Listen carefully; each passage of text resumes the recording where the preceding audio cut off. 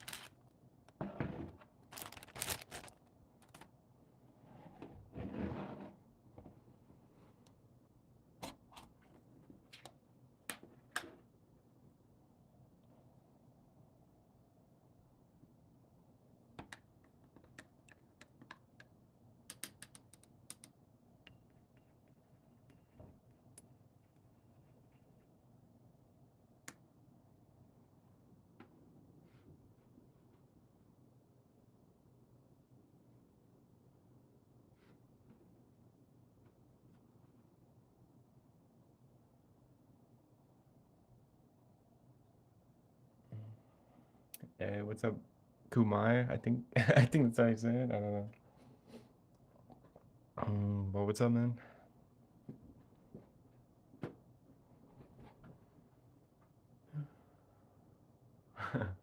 By the way, I loved how the full drawing turned out. Yeah, I tried to get as dark and gritty as I could. I think it turned out pretty cool. I've been trying to get a lot more like tone and more of that darker um, spotlight kind of look. The glare doesn't really do much help for it.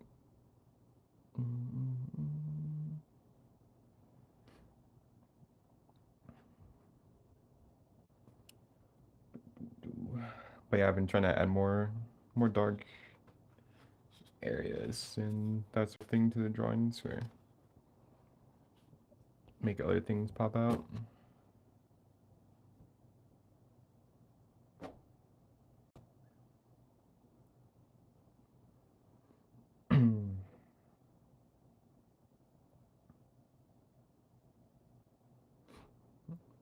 Oh, before I get very far into the stream, I'm making a change to the super chats now. If you like super chat $5 or more, I'm changing it now to just themes and like prompts for like copyright reasons. So I won't be drawing any more like characters that are made by a company or someone else. So it'll just be but like the theme or prompts, you can basically like pretty much anything from real life or if, like fantasy elements.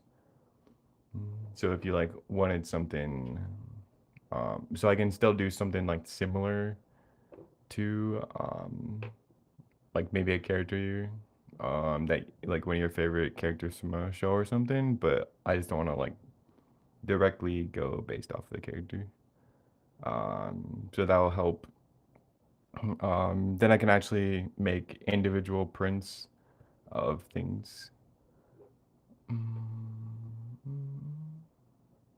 Would it be possible to request a character from a game with character creation? What do you mean by that?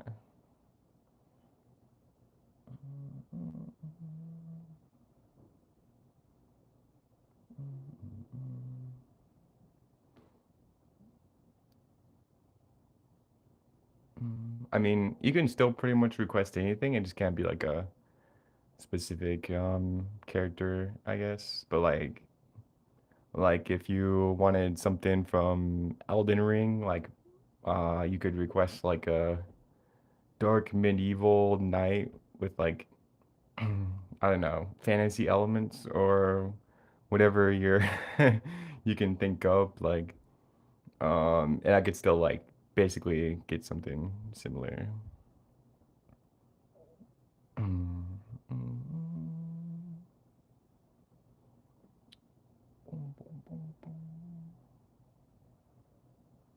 Yeah, mostly trying to make it able to like when you guys do like these requests for things I should draw and that sort of thing. I kind of want to able so that I can put up prints later, so you guys can actually like um, have the drawings or things like that if you want. Hey, what's up, nine? Bum, bum, bum.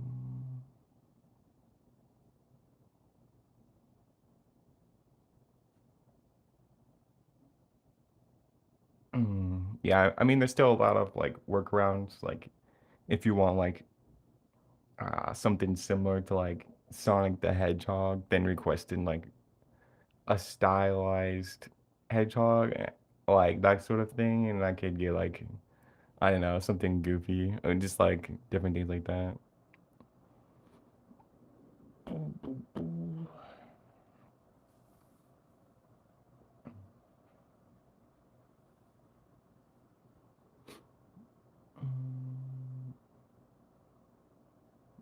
And it's not like any copyright things have happened from you guys' requests. I'm just like more so down the road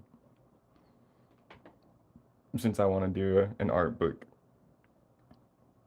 every year, and also I want to like kind of keep up with prints and that sort of thing.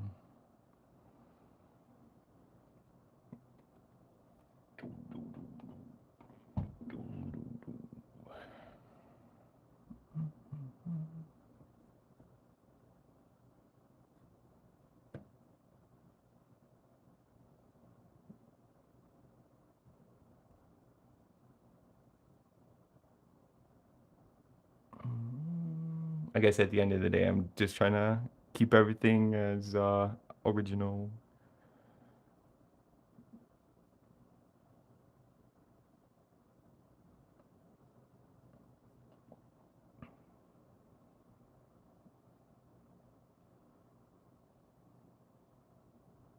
Yo, yo, what's up, man?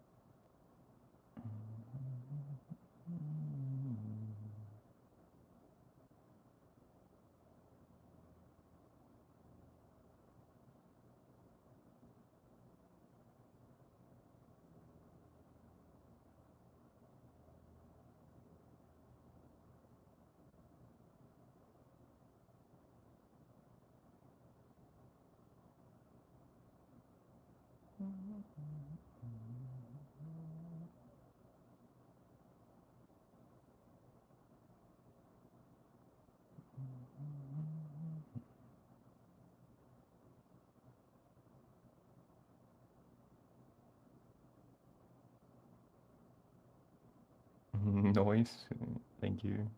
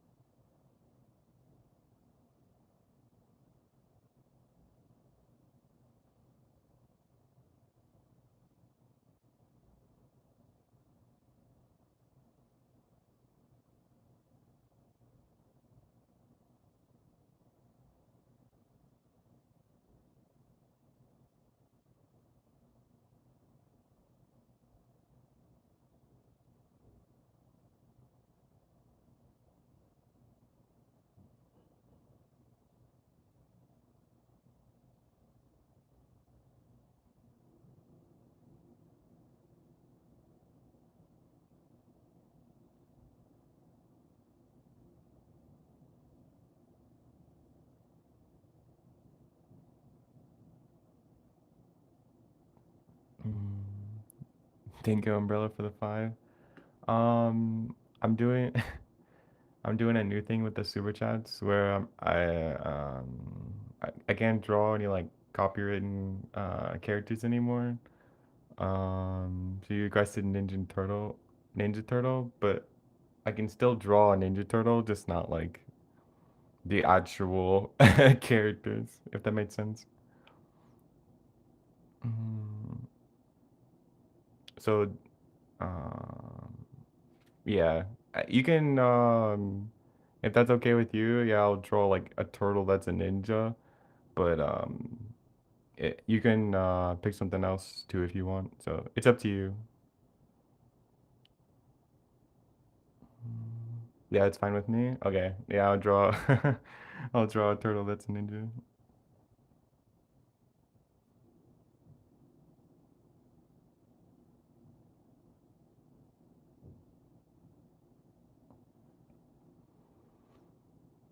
Boom, boom, boom.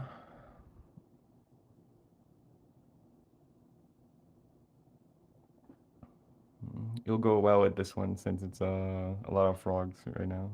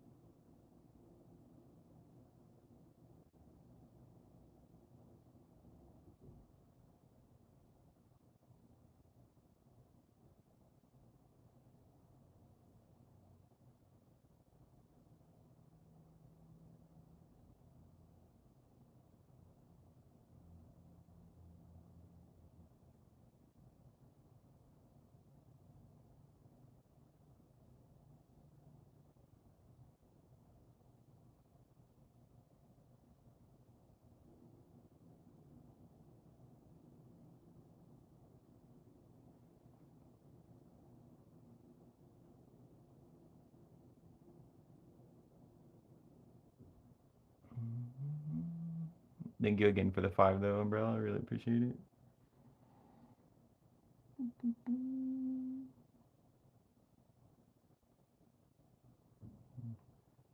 Yeah, I mostly had to make the change because yeah, I want to be able to make prints on these drawings.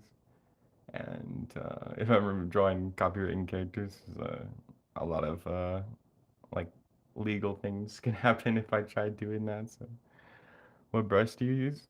This is like a $1 Chinese bamboo brush that I got like a local art store. Nothing special really.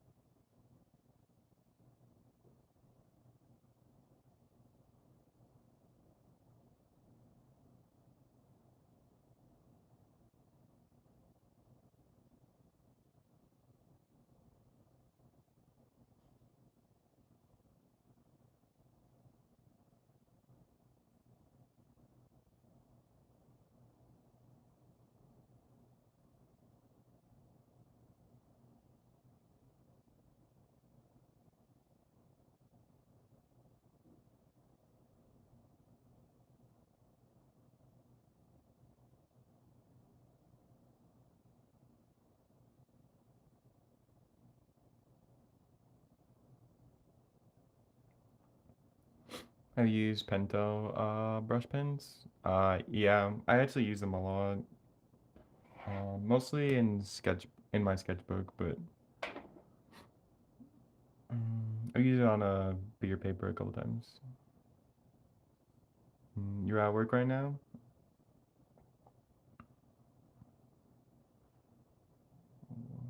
You're watching my stream at work?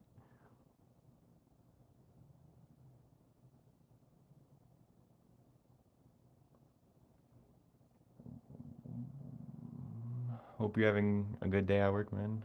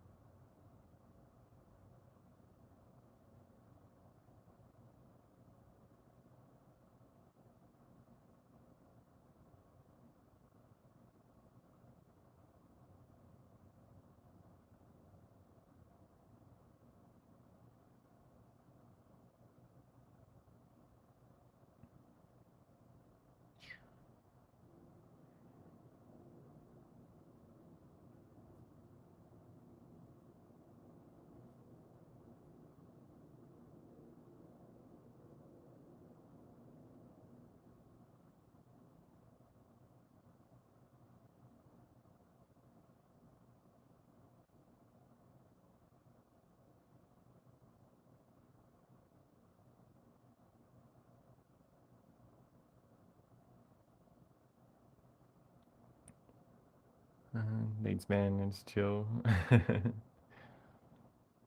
It's chill for sure. I had a question regarding that. What's the difference between the Feud pen and the color brush pen? I'm pretty sure it's just the ink that's in it. I have the first one I got was I think it's the Feud one was the first one I got. It's in one of my drawers, but the color brush pen has some water-based ink in it, which is like so if you add water on top, you can like use it for shading, and it smudges if you like smudging for shading. It smudges a bit better. I don't know. There's also, I think, I can't remember what this one is. I think it might be like the Feud brush pen with permanent ink, but I know the gray cartridges are the permanent ink. So yeah, not really sure the difference other than I think the ink is different.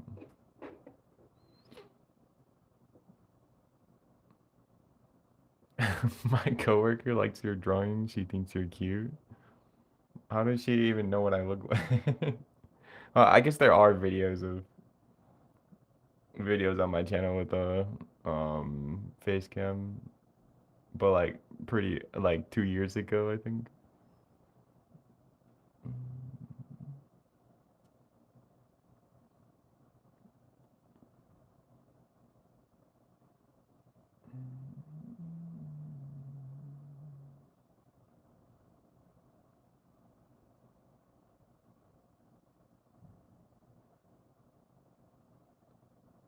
Hey, what's up, Kendall?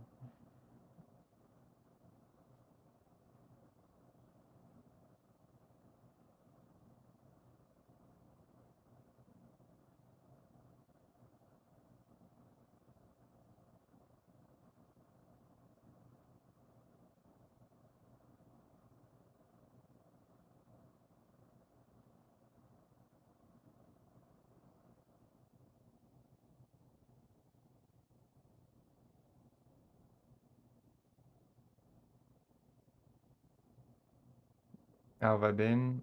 Pretty good. Just messing around with some characters.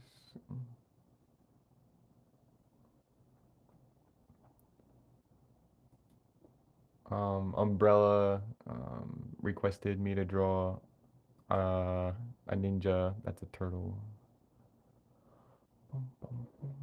So that's what I'm drawing over on this side.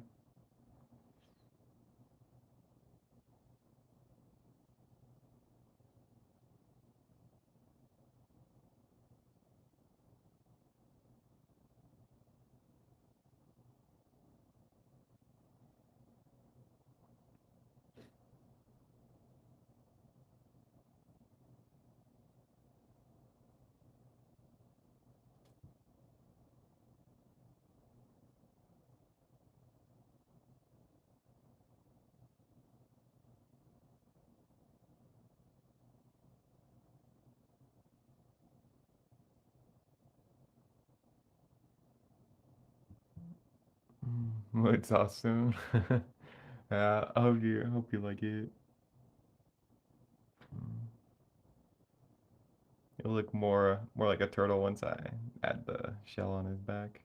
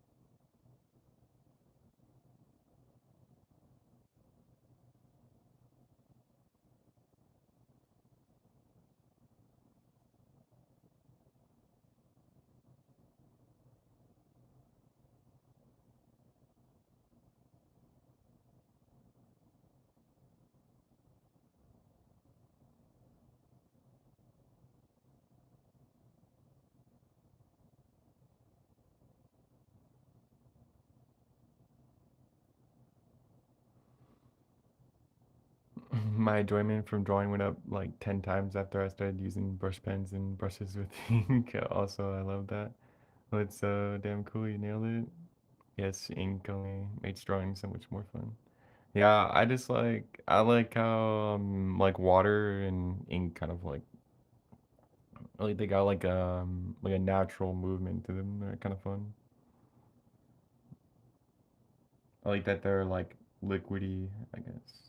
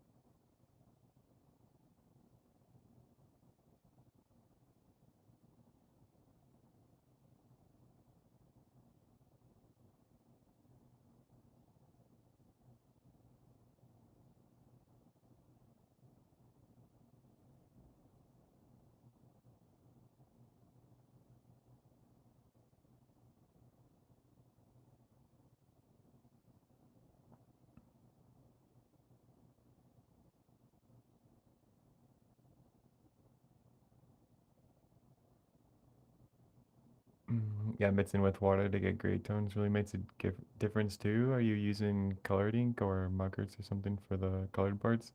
For the colored parts, it's alcohol markers.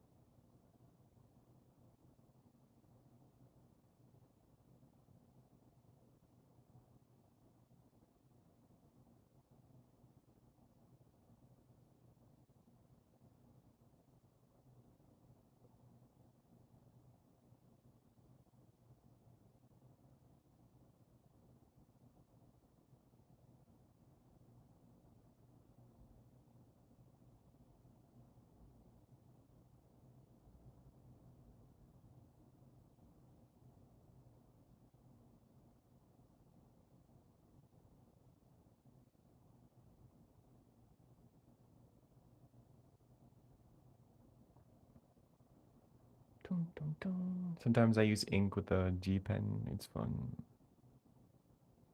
Is that like one of the nib pens, kind of like the nib?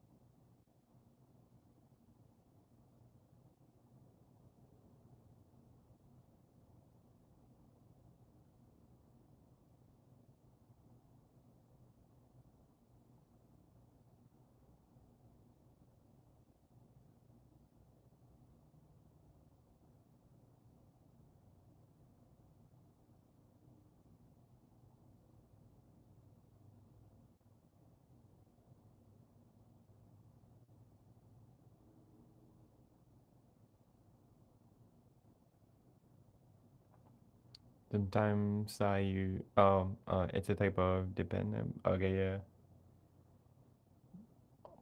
That's what I was thinking.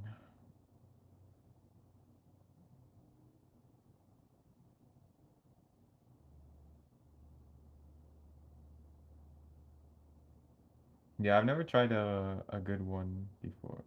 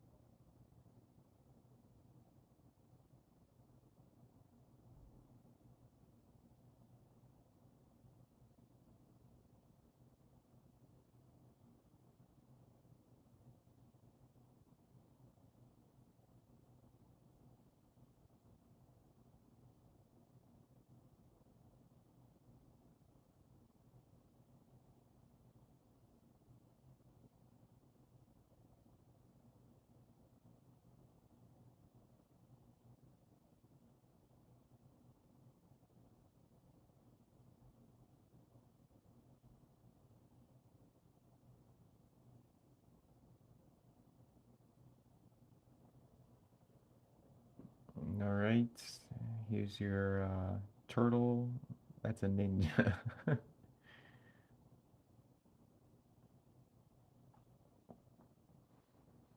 Bum, bum, bum. Love the ink work, bro. Thank you, man. Hell yeah, that's so sick. Yeah, and thank you again for the fiver. Really appreciate it. This is kind of a reminder. I changed how I'm doing the super chats for like character requests. So now I basically won't be doing any like copywritten characters, just kind of um for future things. Like if I want to do prints of the drawings, then I won't be able to if I do copywritten characters. So yeah, going forward, anything I'm still doing like character requests, but kind of like more of prompts and themes. So you can request like if there's a character or idea, you can kind of like request something similar, like instead of actual Ninja Turtle character, like I can do a turtle that's a ninja, kind of like get a similar vibe. Or you can just come up with something crazy and wild that you want me to attempt, and I'll do that too. It can be whatever you can imagine.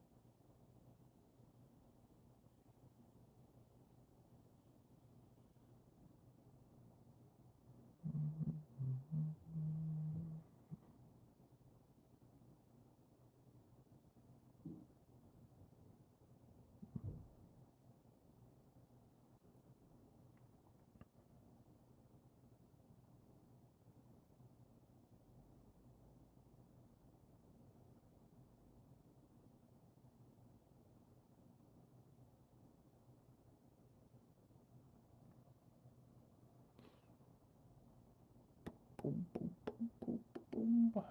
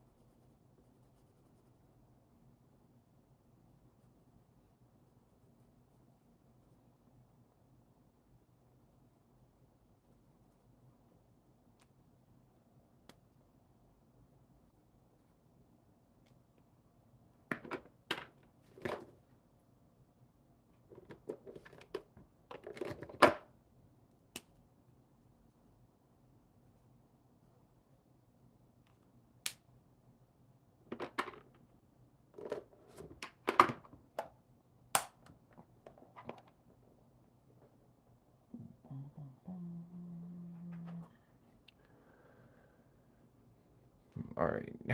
And there's the turtle that's a ninja.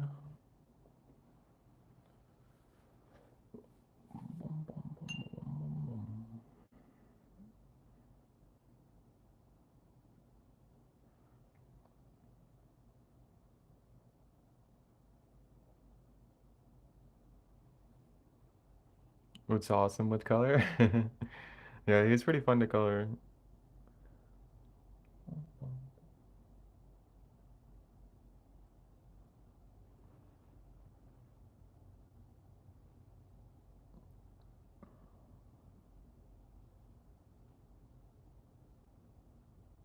I was really hoping the color would add to him. I think it does.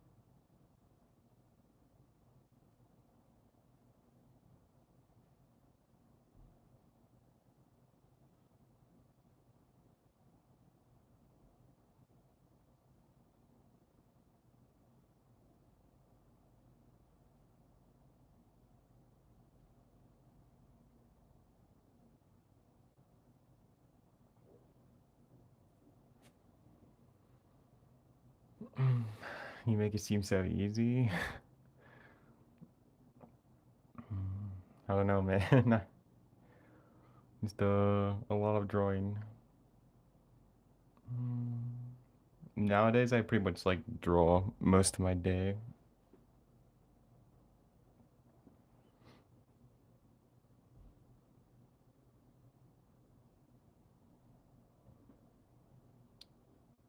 Well, I can.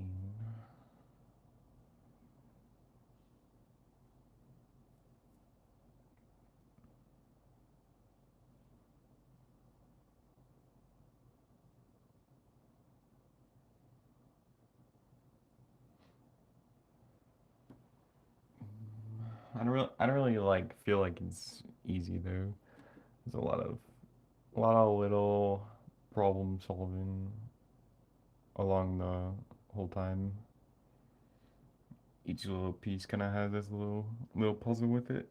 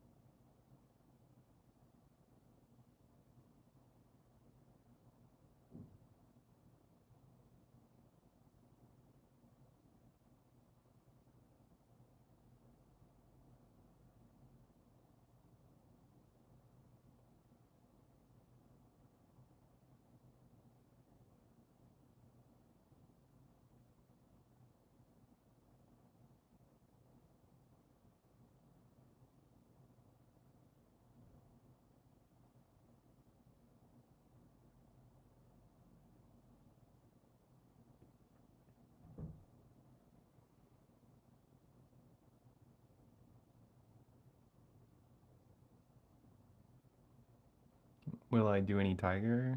Maybe.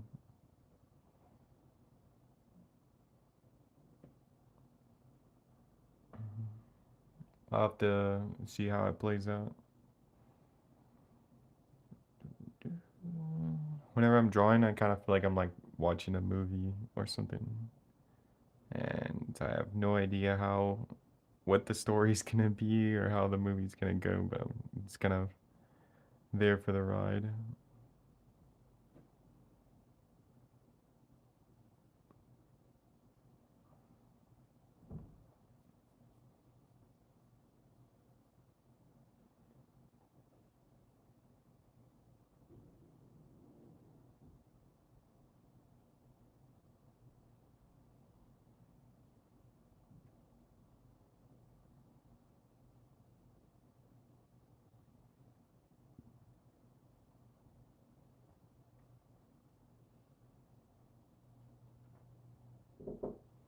Yeah,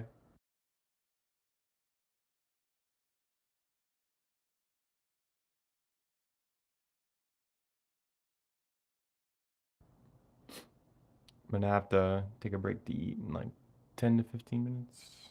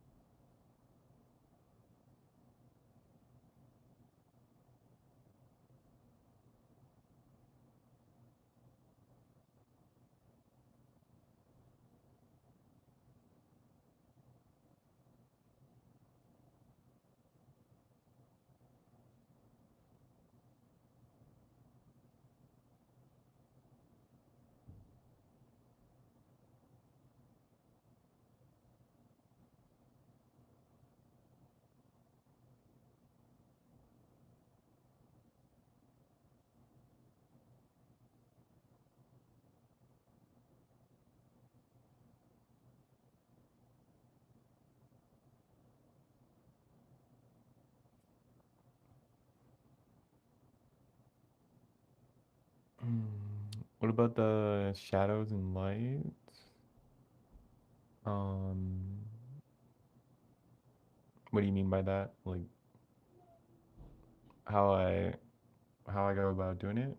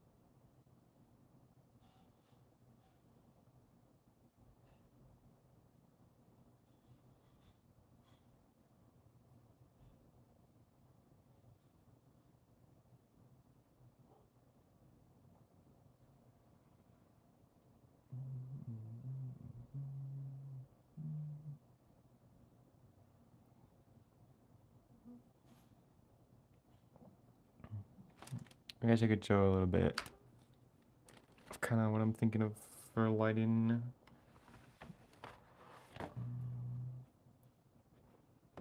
I did like a quick demo on a past stream, but I think I did a little quick demo on a past stream about Shadow and Light, but I think I'm gonna find that and make it into a video, so it's easier for you guys to find if you want it. But for like shadows and light, um, kind of talked about it in the video, but I can quickly go over what I can in a short amount of time. But most of the shadows I'm doing, especially blacks, with the dark blacks, I kind of draw the character here.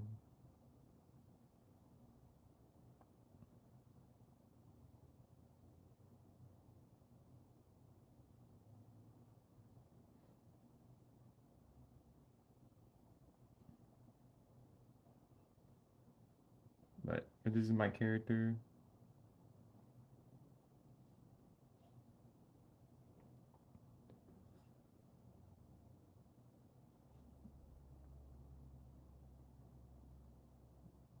And put a little bit of anatomy.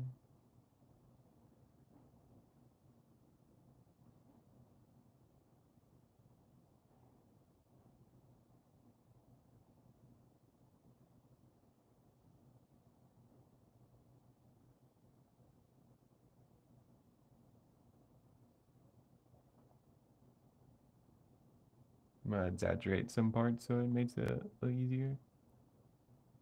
How do you make form without shading? It's such a weird concept for me. Yeah, I guess I can talk about a little bit of that too. For form with like out shading, kind of what I'm doing right now is a lot of like the outer ridge, kind of like what I have on this like cylinder kind of thing. Um, and I honestly don't think you need to practice simple shapes or anything. I never practice like individual cylinders or cubes. I think I think simple shapes are good for like trying to get like a simplified like concept across, but for actual drawing, I think kind of just going for whatever subject you want to draw and drawing that I think is in my opinion probably the best way to actually learn the thing since it's more of a direct way of learning rather than going on a roundabout way to get there. But so for the drawing form without shading, I'm mostly using like contour lines, like these little kind of hatching things that I'm doing is just basically expressing what I know about anatomy and adding that in with these little hatching contour lines. And I'm going like across the different muscles and things or whatever I know about the subject. If I'm drawing like a tiger, then I would do more of like the wrinkles on the face and that sort of thing. But and also a lot of creating form without shadow is a lot of like space awareness. So like the belly is kind of like um more outward than up here. So I'm kind of like thinking about how the belly would be a little bit out more than the rest of the body.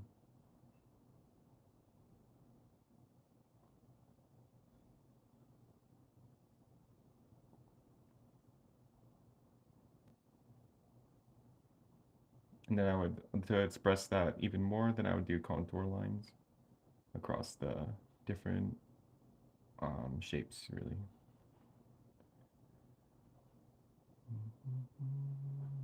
Once I have this character a little bit further, then I can kind of talk about the shading parts.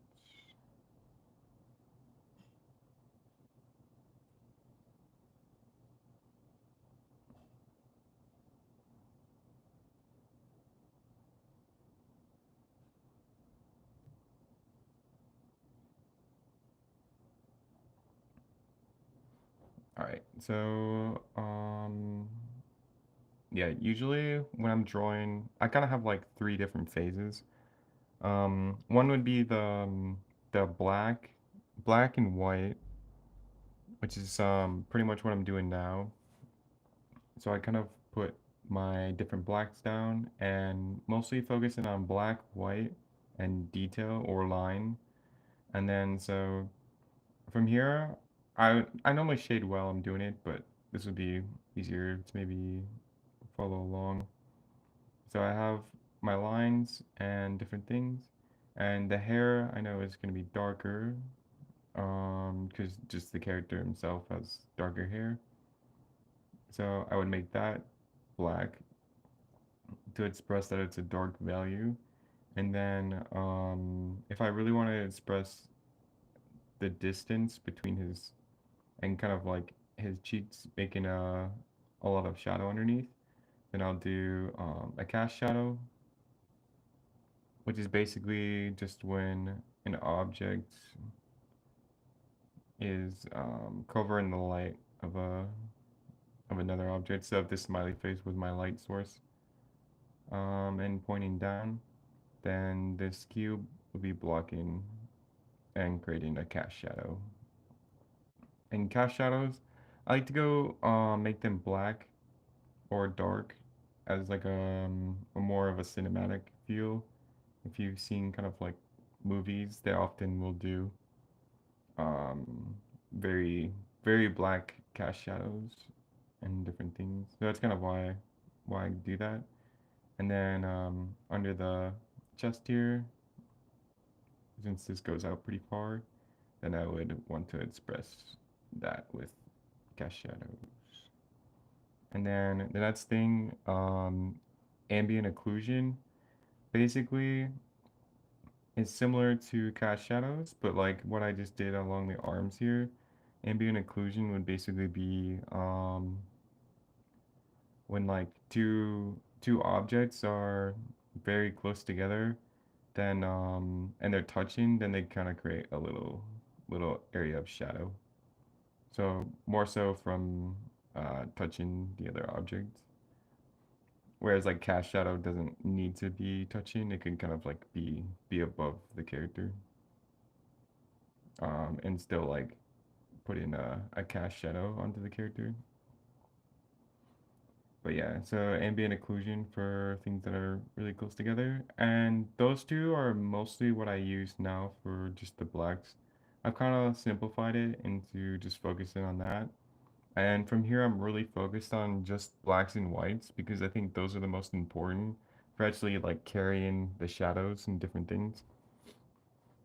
So just blacks and whites, and then like the belt, maybe make a cast shadow. Usually I won't add this much black, but for this video or this demonstration, I will. And then kind of have the hand also make a little cast shadow. So that's really what I would do for blacks is just cast shadows and ambient occlusion when things are really close together. And I could do the same thing on this character. And when I get further back, I often simplify the shadows a lot more. Like I don't need to go into as like specific and down to detail on a character as they get further back. Oh, and also the actual cast shadow of the character. So his like belly and kind of like the character's actual where he's at on the floor. And then after I have the blacks and whites, which I do pretty simultaneously while I'm drawing, and kind of alternate between the detail and figuring out like kind of almost the composition of the blacks and whites together. And then so let's just say the cube is above him. Well, even if it wasn't, oh yeah, let's just say the light source is up here, and I want downward light source, which is a pretty natural like outdoor thing. Then I'll have areas that have like obvious overhangs.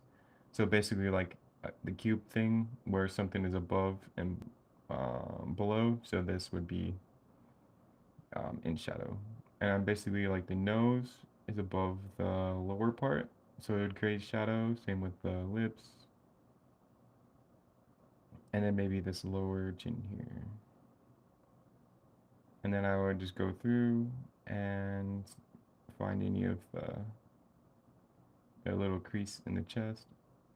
And I could go further and further and kind of like, I like to use more of like how I talked about the black and the contour lines. I like to go kind of again through it and add detail with now the line, but it's kind of lighter, so I can go a bit more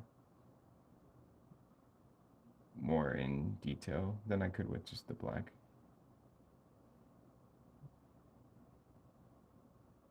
And then the belly, I kind of want a strong shadow going across there. And there's not really too much happening with the arms, so I would just keep those mostly lighter value. And then kind of some like wrinkles on the pants. But yeah, so, and then more of a simple kind of from this other character, something like this for that, for pretty overhead. And I mean, also on the last demo I did of light and shadow, kind of the same thing, but more directional. And if it's at an angle, I kind of like basically think of like how a ball would split from that direction and shading that ball, and then kind of like thinking about that same ball shape going through and then through and then like through the bottom too, and then using that to find where the shadow would hit. And then other than like it's pretty much the same as shading the ball, except you have like different parts of anatomy and like the eye ridge and the nose and different things that won't be affected by the shadow in the same way that the ball does because of all the different plane changes and different things like that. Yeah, the first thing I did was doing circles and cubes. So like where there are grooves and dents, you add lines and dots.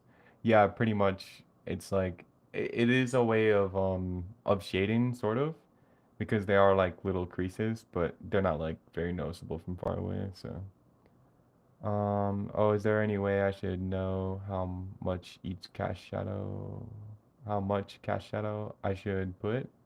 It sounds really logical now that you explained it like that. Um, I think like all of the different fundamentals have like a lot of freedom. So it's really up to you and kind of like how much cash shadows you want to put in. Like it's pretty free for like you can do anything, you can put it however you want. Like this is kind of just the way that of shading that I like because I think it looks more pleasing. But you could definitely go for like um if you kind of like look at things in real life, you'll probably find like different patterns to it. Like when I go on like a walk or something, I'll kind of like look at how plants and different things are, and I notice like if it's very um the sun is pretty high up in the sky and directly down, then pretty much like a lot of the plants will cast a lot of dark areas underneath.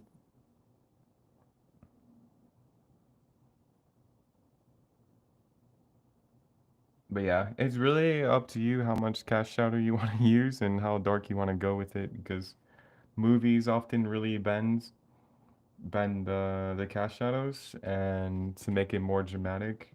So like basically you could take a lot of the directional light and make it darker, or you could add like for cast shadows it depends on a lot of objects. So like I don't know if you had like some like object that's above the character at a slope, then that could like add some cast shadow onto him, and you could get more of like a more dramatic movie type of effect with the your shadows and different things. And it really depends on what you're kind of going for. You could use all blacks.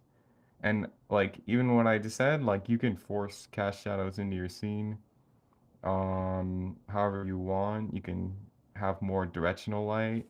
So yeah, honestly, I would just play around and kind of think, play around with like how much how much white is in your scene, how much like a mid-tone or like all the gray values basically. And I kind of consider like a lot of line detail as gray value and detail, and then how much like black is in your scene, and kind of just like mess around and see like if you like it with more gray, or if you like with more black. Kind of like what I was saying with this more like cinematic way of shading with a lot of black, or if you like it with more like light values, more of like a outside kind of thing. So it really just depends on what how you want to do it. I don't think there's a right or wrong way to go about any of the fundamentals, really.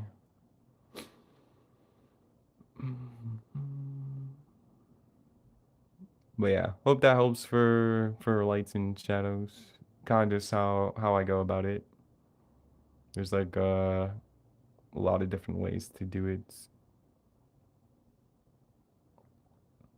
Oh, I guess I didn't talk about reflective light, but kind of like what I did in this demonstration. Um, yeah, I guess I just talk about like the sleeve thing. Um, so if I was shading, reflective light is kind of like a way to add more detail into your drawings or paintings.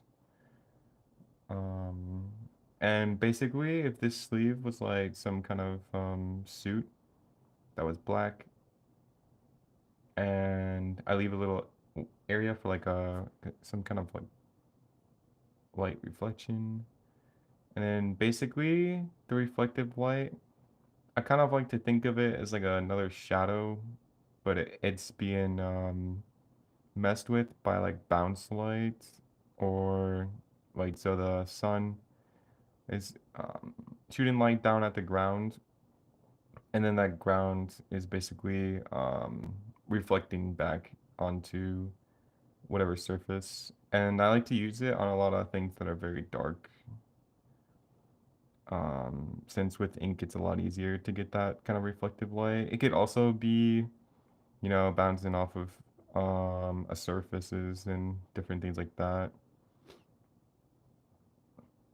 But yeah, so and then the reflective light is gonna be like I like to think of it as, so if this character's head was over here, and let's say the suit is black, then the reflective light would kind of be like whatever shadows I used on the rest of the characters as just shadows, then my reflective light. And it'll be often like whatever the surface color is, but it's like almost another shadow, but it's being lightened by reflective light, really. But yeah, I'll kind of add that on a lot of like if I'm doing a suit black, then it's just a little way to get it a little more detail and a little more realistic. And same with like helmets and different things.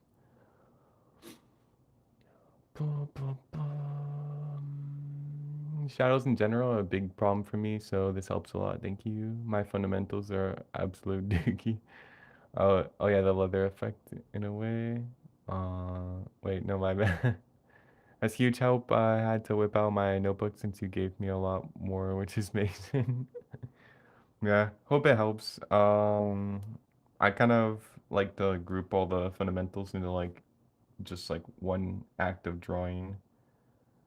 So I don't really all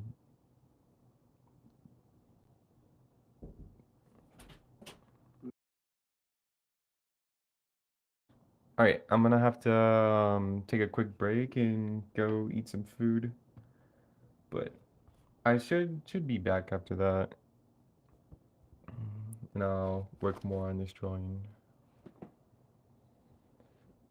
Doo-doo-doo-doo. So yeah, I'm gonna try to make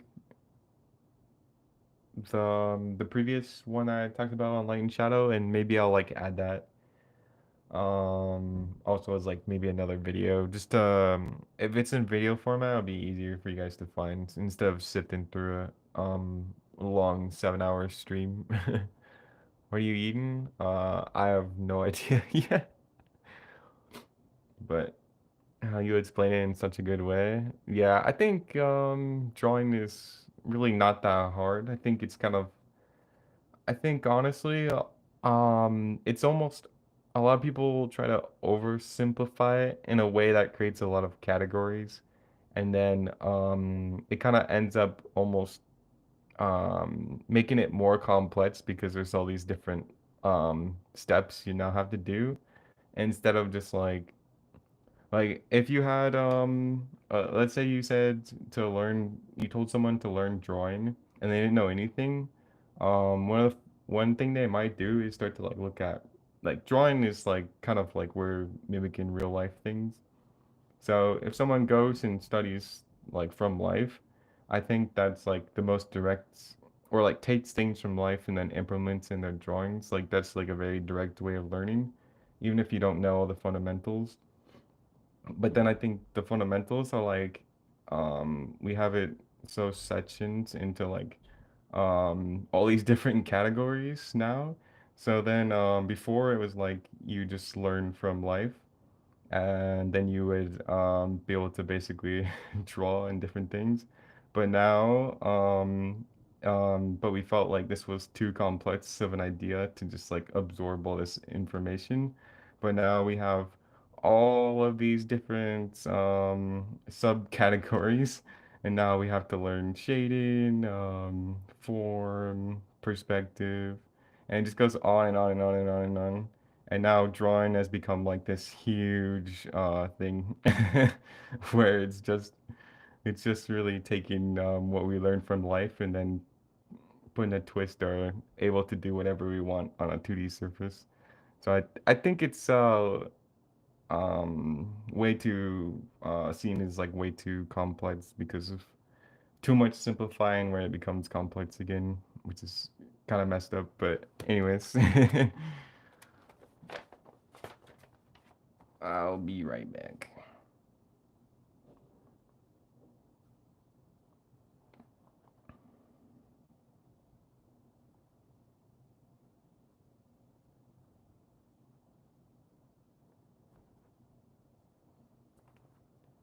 Bum, bum, bum, bum, bum.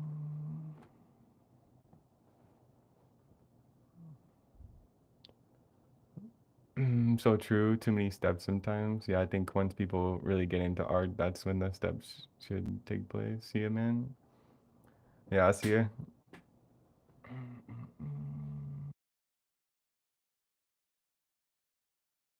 Yeah, I agree though.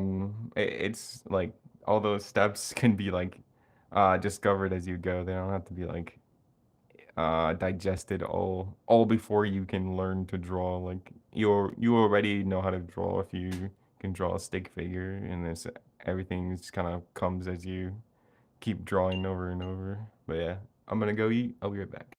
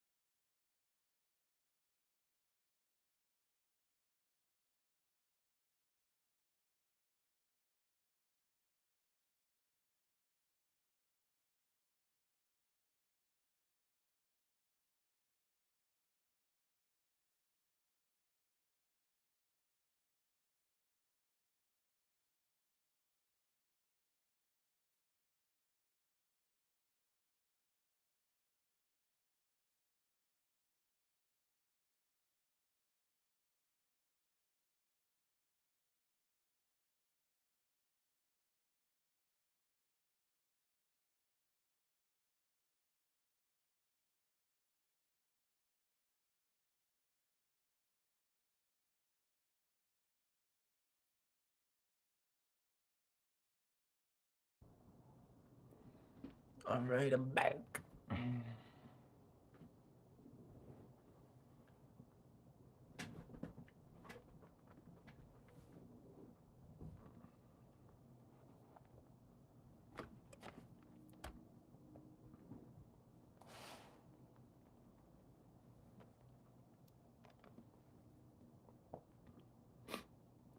Good day and good vibes to all. Just stumbled upon your channel, and the handwriting BRB sign is a cute, clever concept rather than a BRB video screen. Also, brilliant art skills. Thank you, I appreciate it. Yeah, I just don't have a um setup for that, but figured it's really not that hard to just write it down on like this scratch piece of paper note sketchbook I have.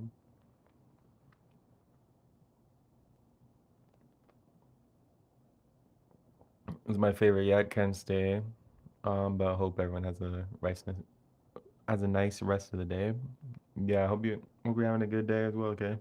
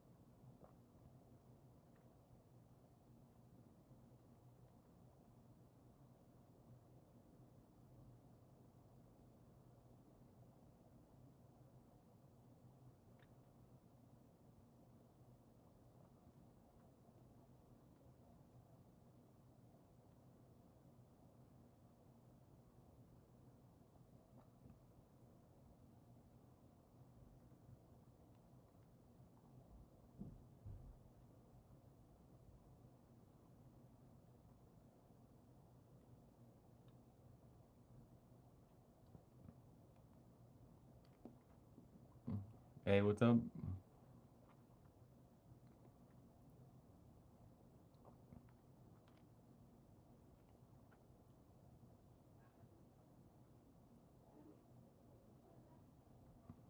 Not sure how to pronounce your name. Is it like Joak?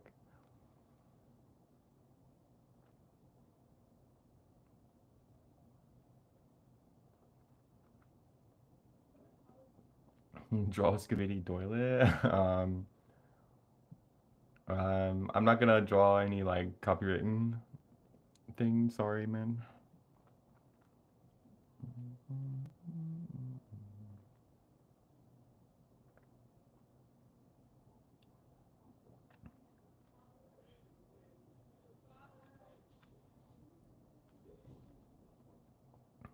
It's a joke. Okay. I don't even. I'll.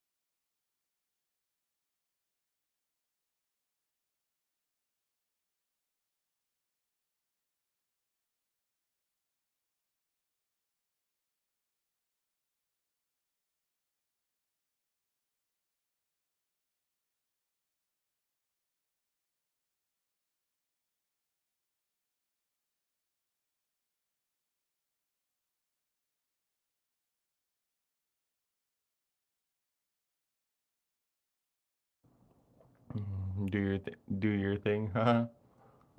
Yeah, I'm still doing like drawing requests for if any super chat over $5, like I'll still draw a character. But now I don't want to do any like copywritten characters just so I'll like still be able to make prints of certain drawings. Mhm. But you can definitely request like a theme or any uh any idea you can think of.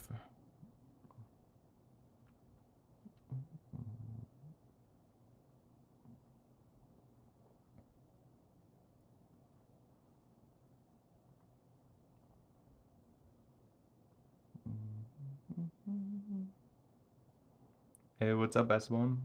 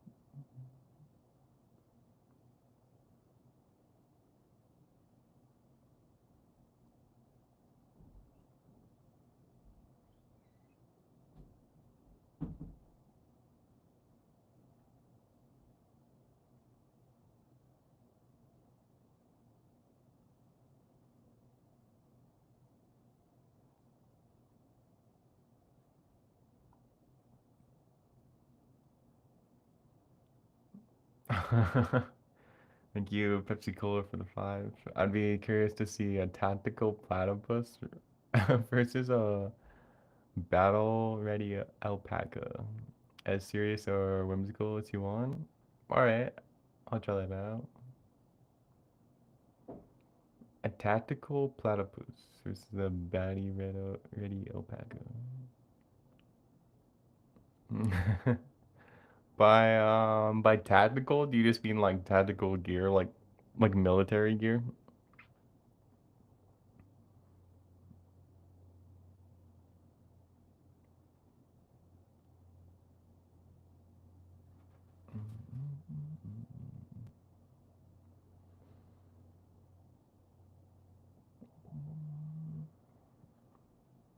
Pretty much, but let your imagine go wild if you like. Alright.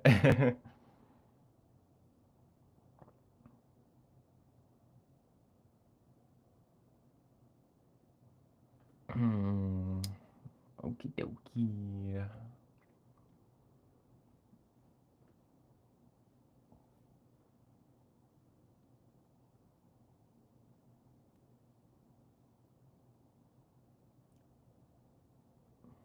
Alpaca.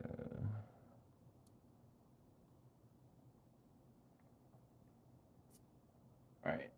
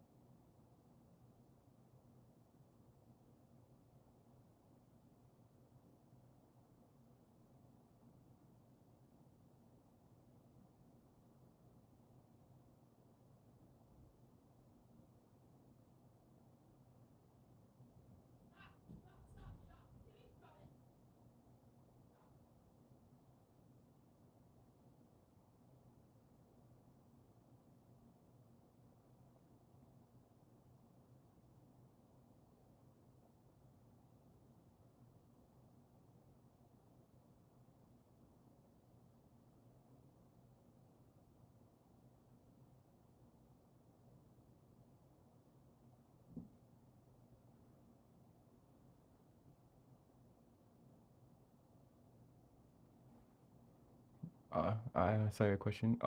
Do you plan what you draw or is it spontaneous? It's really spontaneous and like on the fly. I don't really plan anything in my drawings.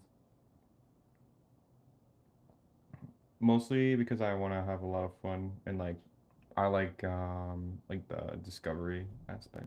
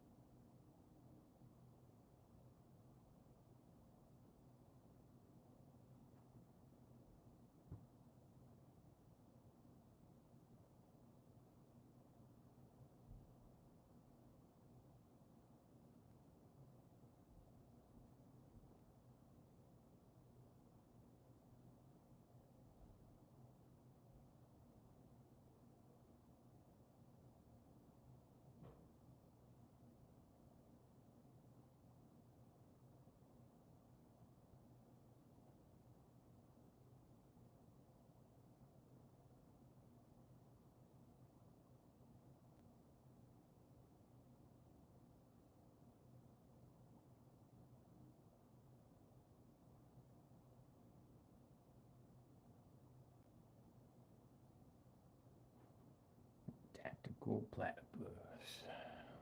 Oh shoot, it's blurry.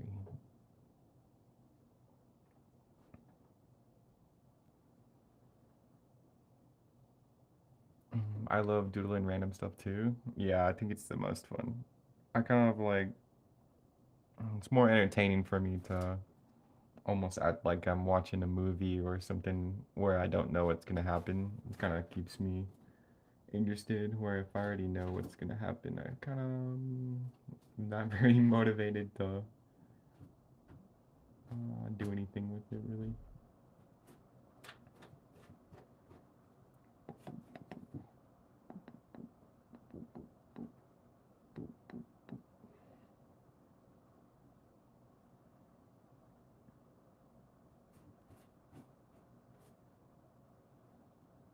I love it so far.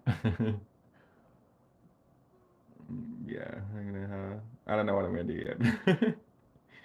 He's got some kind of leaf camouflage thing going on.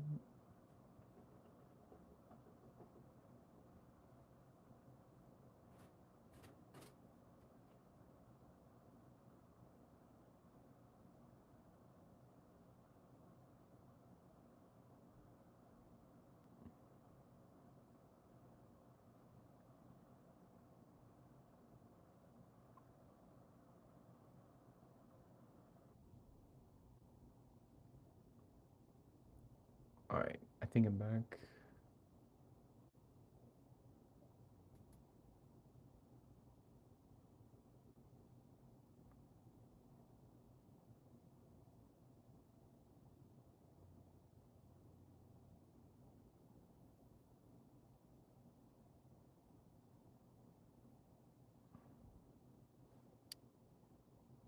All right, we're back.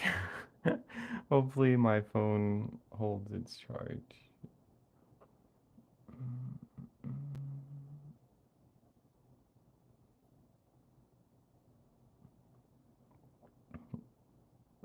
The store has returned. Yeah, I was just stupid and forgot to plug my phone in when the battery was getting low. All right, back to the tactical platypus.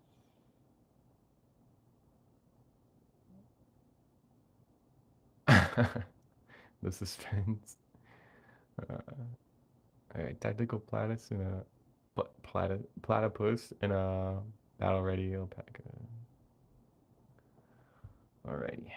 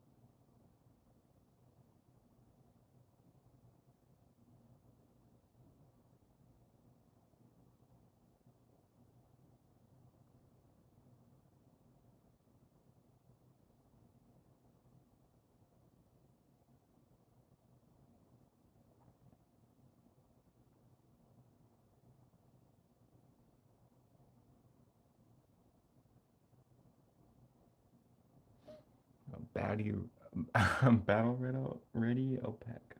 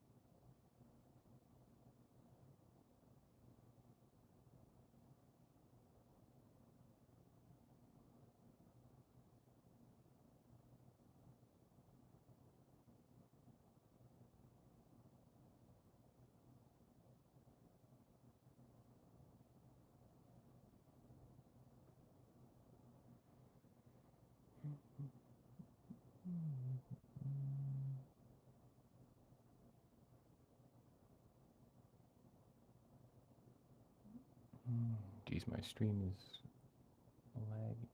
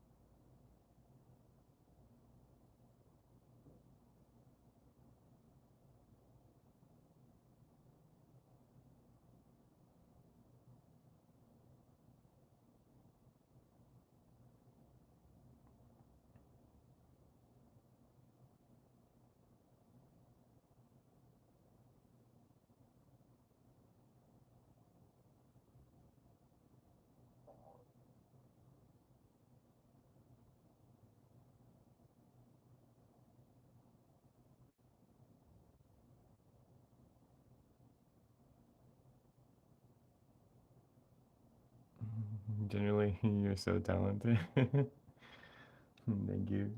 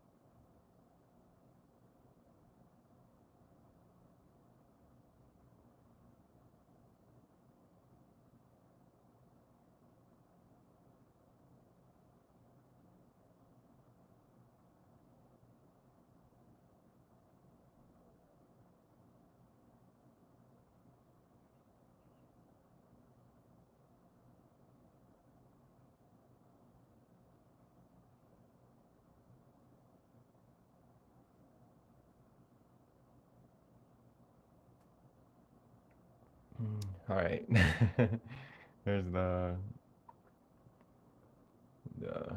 tactical platypus and battle ready.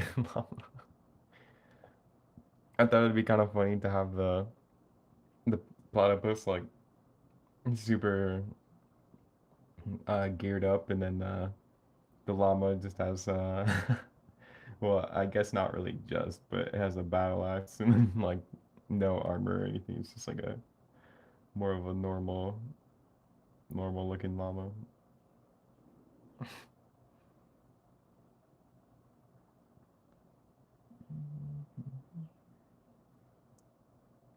How long have I been drawing? For around 6 years. 2 years, mostly like drawing from reference and um, practicing fundamentals and like more of that kind of stuff. And then it wasn't really working as much as I wanted it to for like drawing from imagination. So I decided to draw for like from only imagination. I've been doing that for around the last 4 years. Just kind of drawing from imagination and learning things as I go rather than trying to like learn everything at once, like what I was trying to do before.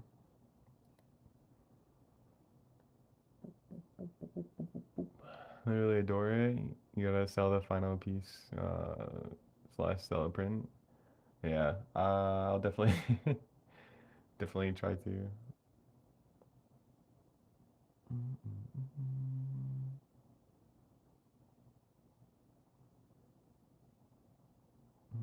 How old am I? I'm 24.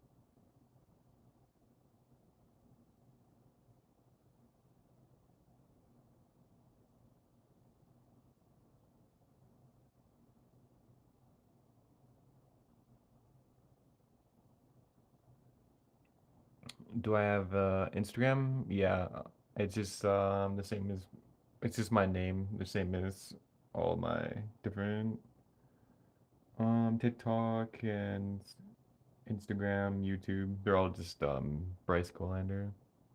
I think on my YouTube main page too, I have I think there's links to all my socials. I haven't posted on Instagram in a while though.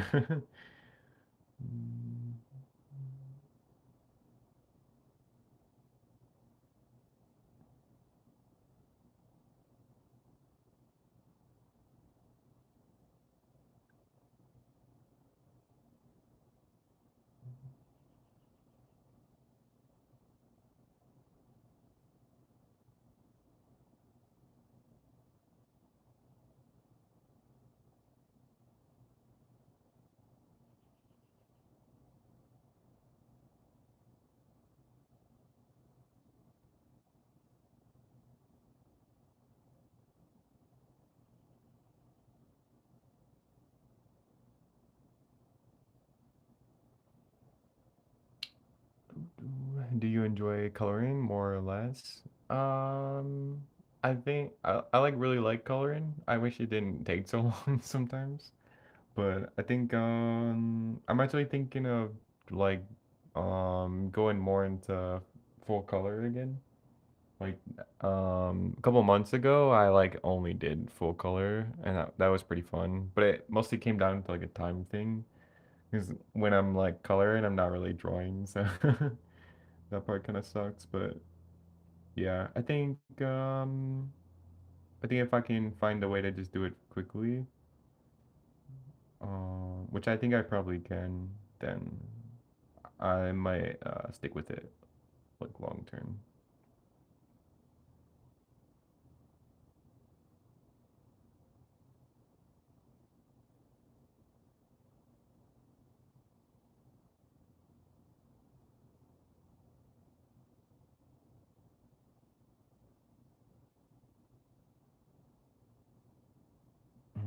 I think color adds definitely adds a lot to drawing.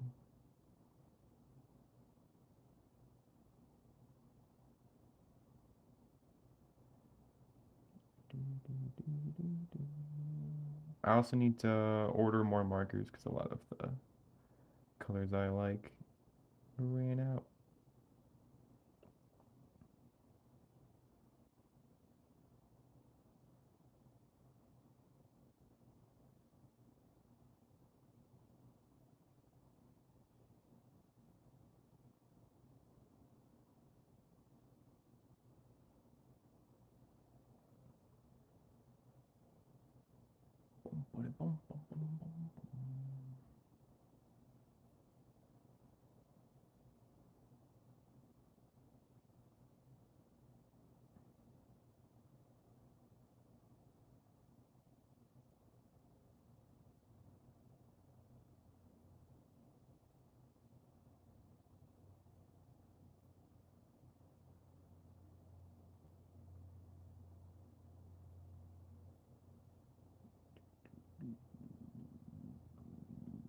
Interesting, makes sense. The focus takes is so intense.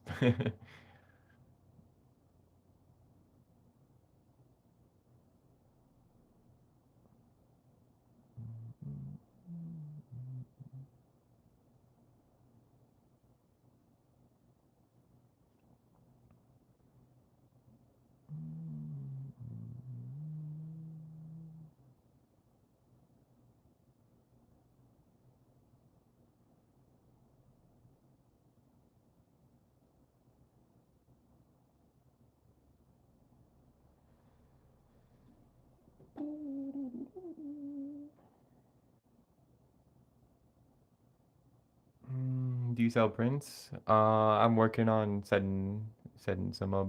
Probably this week or next week. I might have some up. At the moment, I'm working on putting. Well, I put together like an art collection style book that it's finished, but I'm just waiting to get like a proof. And I'll have to like order one and see, make sure it prints well and that sort of thing, and kind of check it over. But yeah, it's gonna be like 540 pages of like all my pretty much all my drawings from the last 3 years. So yeah, kind of been putting all my effort into getting that done, and then um, and then I'll set up prints of like individuals. Mm.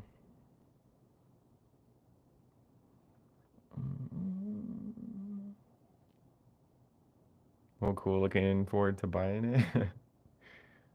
I appreciate that.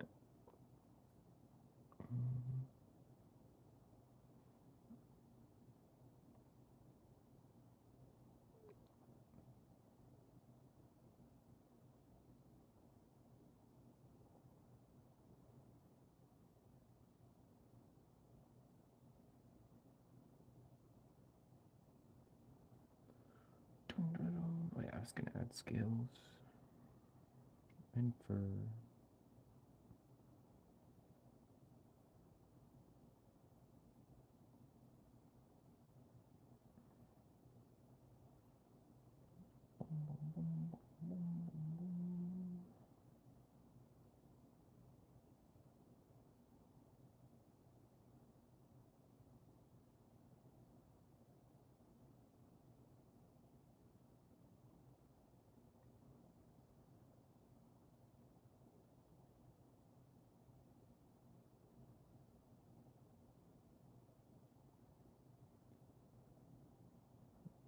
I'm already on this piece in the book. Take my money.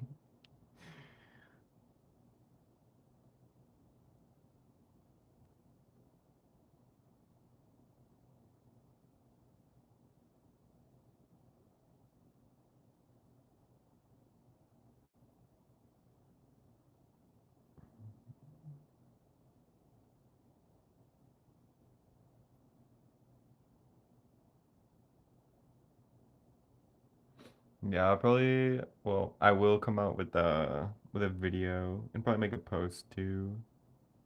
Um, when I actually have the book um public and ready to go. I'm just waiting on a proof, and I'll have to order one for myself to make sure everything's good first, and then once it looks good, then make a post and video.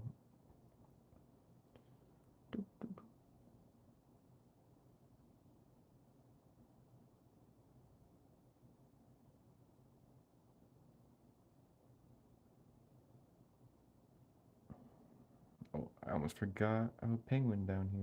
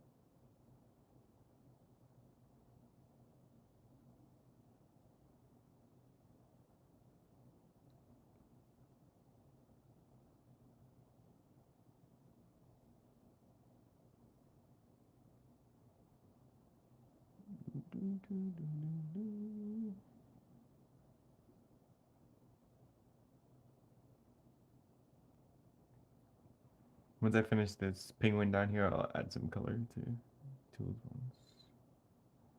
Kind of wanna get this one full colored, just see kind of what it looks like.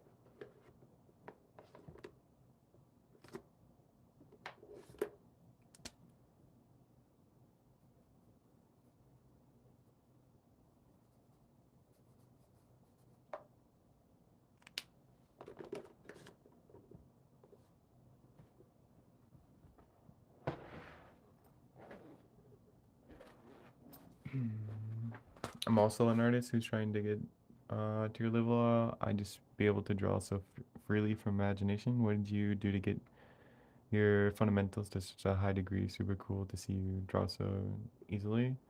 And I'm 18 and I feel like I've been stuck on the same level for months.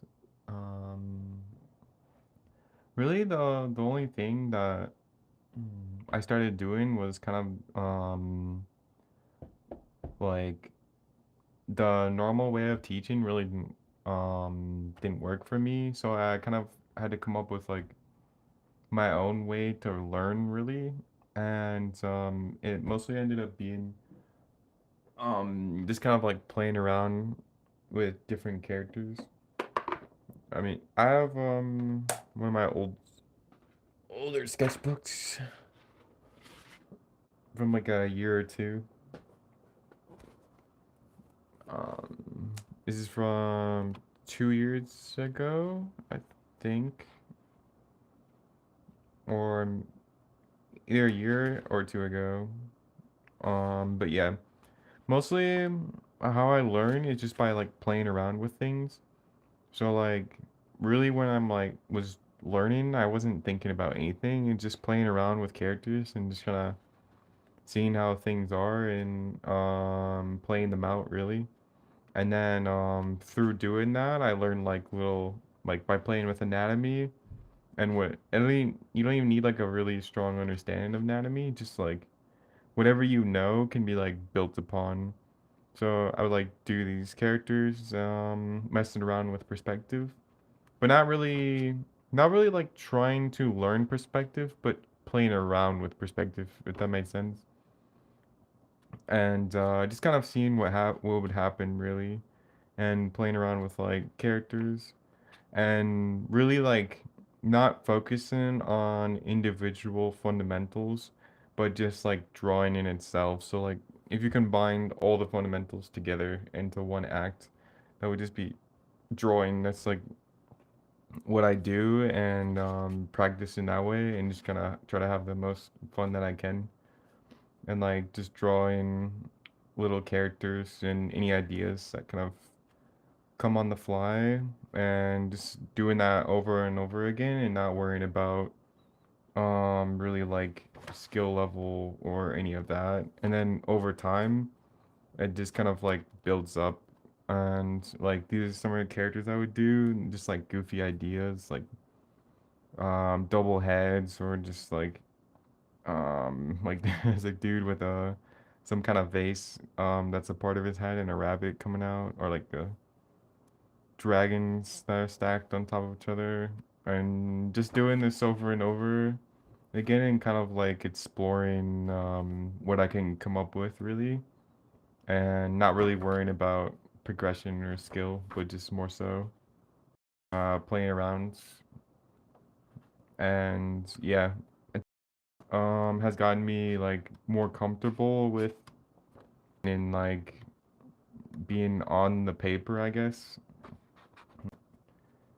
And yeah, it's kind of what it.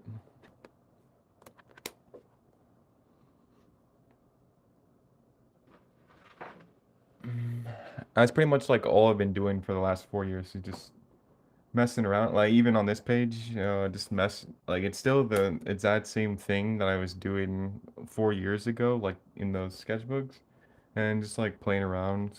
Here's a newer one I started like a couple months ago, but just playing around with ideas. Like the perspective is all out of whack on this one, but that's like what I was messing around with. So things don't need to be correct to have fun, and I think like playing around with ideas and messing around, kind of just having fun, really like I said, kind of gets me comfortable with like drawing different things really, and they just like builds on top. But yeah, this one is kind of getting built up over time with just like doodling on stream or off stream. But yeah, I really haven't changed anything for the last 4 years. I think one reason it might feel like you're not making progress is it's just so slow that you might not even notice that progress is happening. But I'm sure if you look at a lot of your past drawings, you'll notice like improvements. Mm, mm, mm. Is your eventual goal to make comics collective series slash world, or stick to independent prints individual series? Yeah, honestly, I kind of just want to do like what I'm doing right now, like just my own thing, draw my own characters. I really like streaming, so I think I'll probably focus on that, because I don't know, I like sharing my art with you guys and hanging out. So I'll see where that goes. Um, but yeah, it's kind of, and then I want to do like an art collection book every year of kind of like what I all the drawings I did that year on stream and that sort of thing. Um, your perspective just got good over time from drawing from imagination, or did you spam reference? Yeah, just imagination. The last 4 years I haven't used reference, like not directly while I don't use reference directly while I draw, but like naturally you're always absorbing information from like real life, and like that's kind of a reference. And like when I'm watching a movie or different things, like I kind of just observe and see like different how things are set up, and a lot of it's just like following what I'm like interested in at the time, really. Boom, boom, boom. Oh yeah. Wait, no. Oh yeah.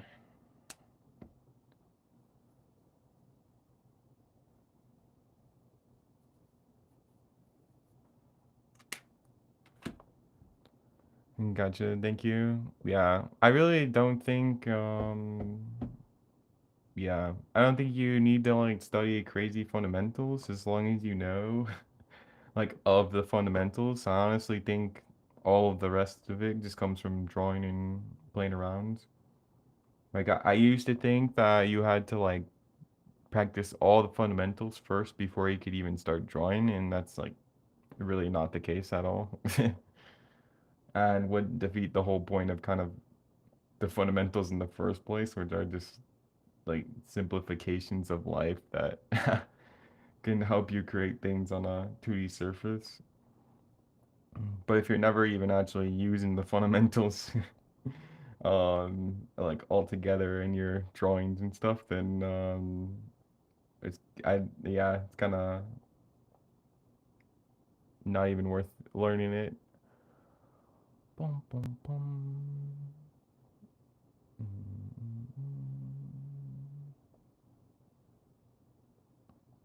I kind of think of like Avatar: The Last Airbender is um like when you're practicing individual fundamentals and like drawing cubes, or like you're just doing shading or just doing figure drawing, it's almost like you're just using one element at a time, or like but when you're using them all together, then you kind of like practicing everything at once, and you're getting better at everything at once.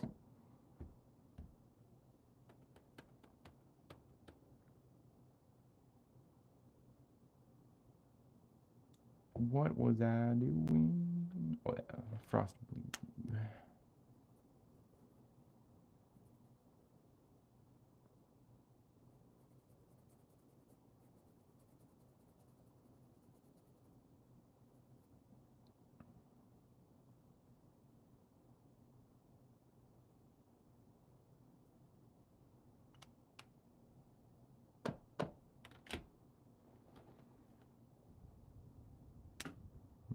Nice comparison, I can see it.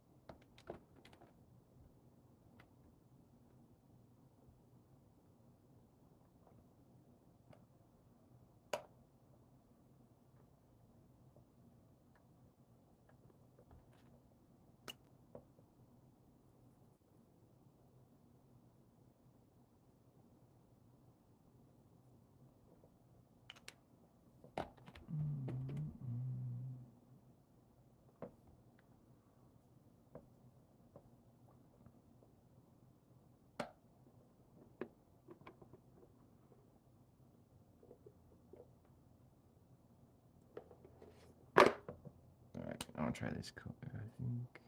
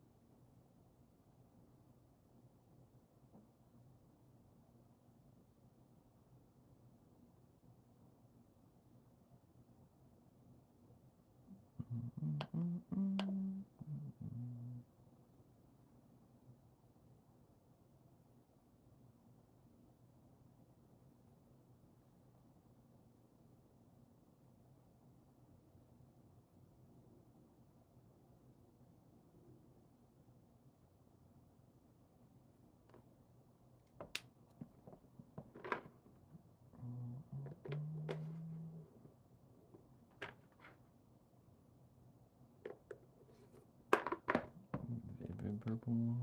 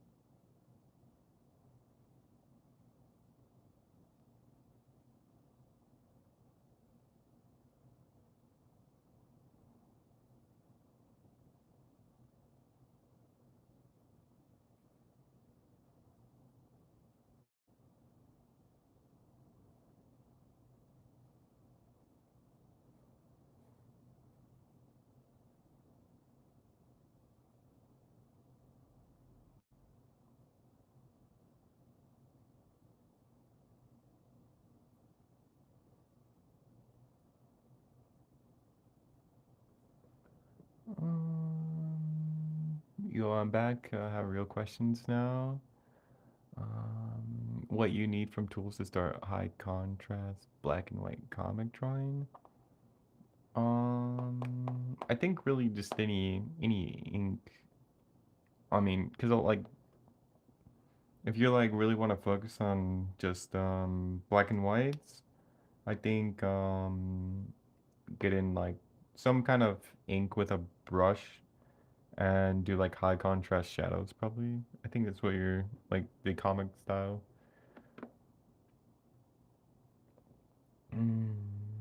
Like the cheapest thing I could probably recommend what I like is there's some like Sumi ink is like really cheap and you can get a whole like huge bottle for like I think this was like $7 or something. But like any Sumi ink that's like black I think would be what would work and then like I don't know, any brush, like this is just a $1 brush that I got at a art store. I think really anything works. Mm,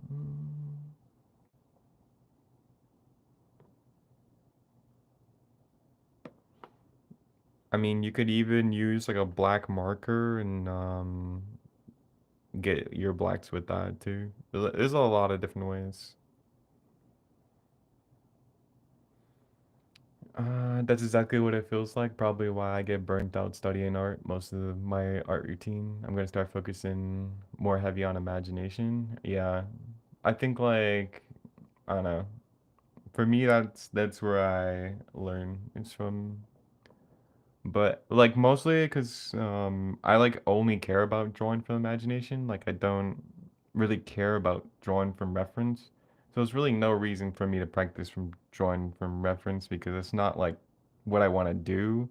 And when you practice from reference, you're getting better at practicing from reference. But for me, I like it doesn't really transfer over to imagination. Like practicing drawing from imagination, you get better at drawing from imagination. It's kind of like anything in life like if you want to get good at one particular thing you practice like that thing, you know. Mm.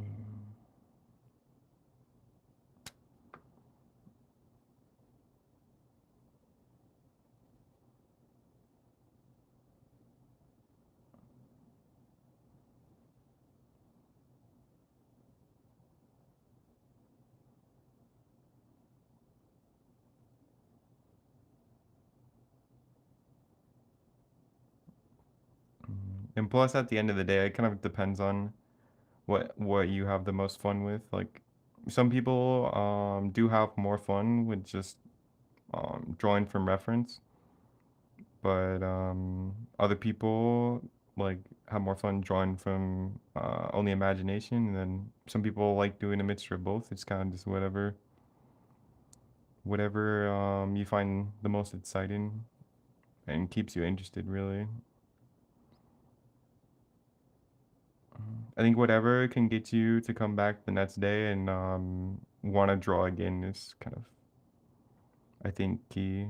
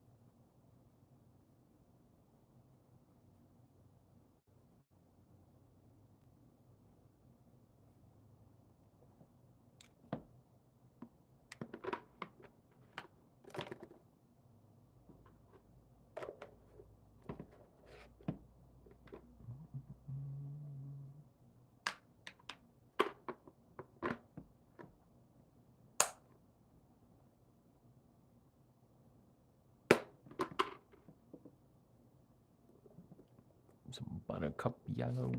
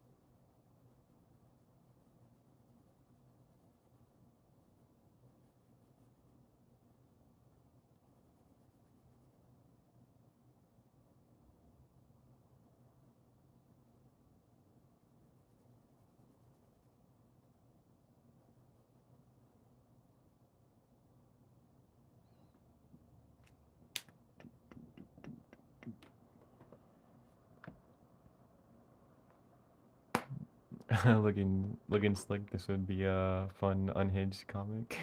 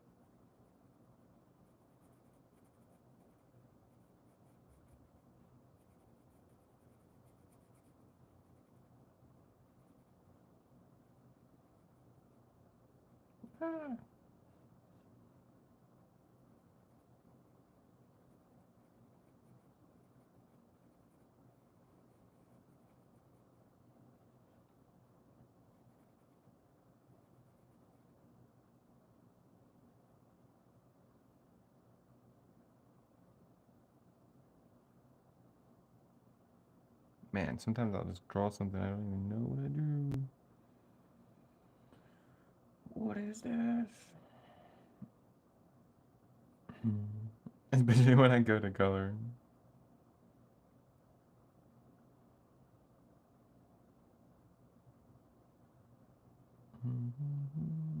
Oh, it's just smoke. Okay.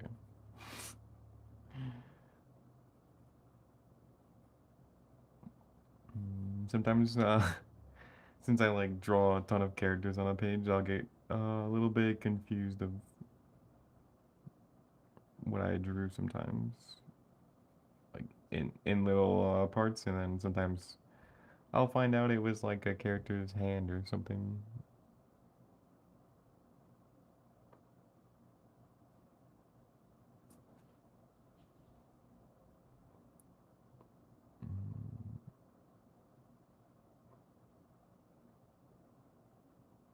Yo, thank you for the membership, man.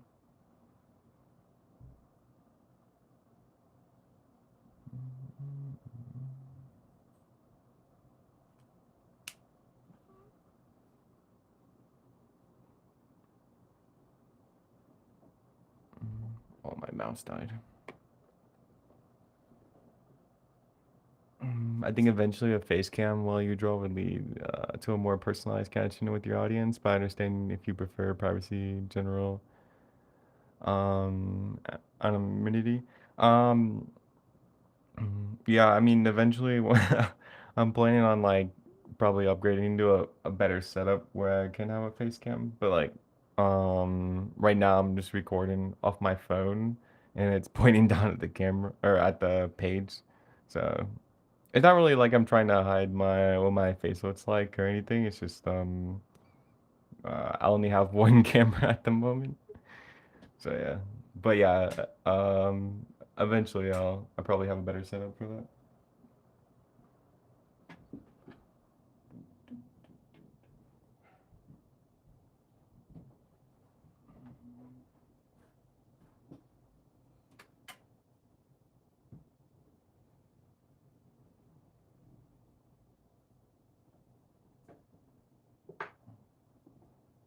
Here, one sec, Al.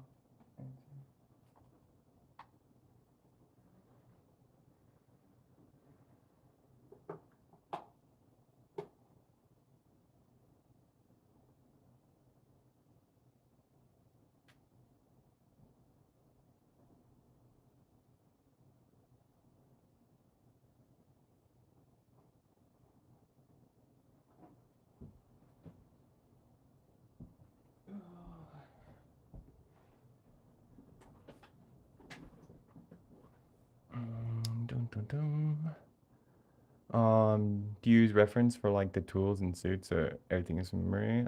Everything's from memory or things I come up with from imagination. I use I haven't used reference for like the last 4 years. Direct reference. I always have to say drawing from direct reference because um I'm still like watching movies or looking around the room pretty much is reference in some way. But yeah, I don't draw from reference. It's just all from my mind.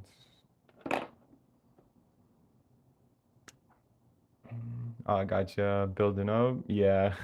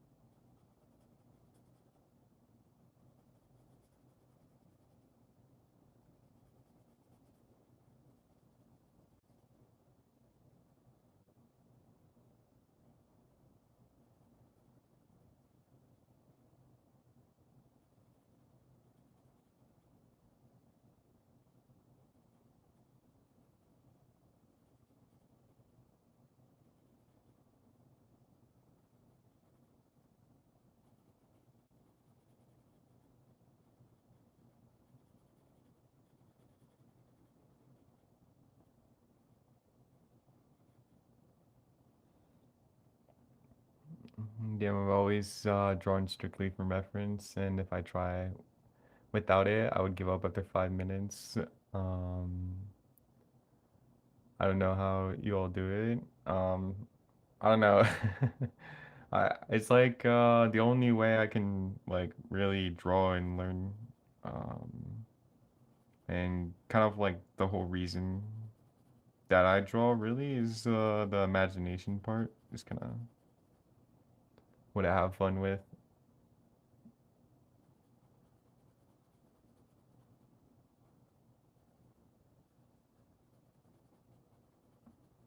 Yeah, a lot of people always ask like how to transition from using reference to imagination, and I don't really know how to answer that because I just went from like one day deciding I was just gonna totally drop reference altogether and to see how far I could get, just off my own head basically.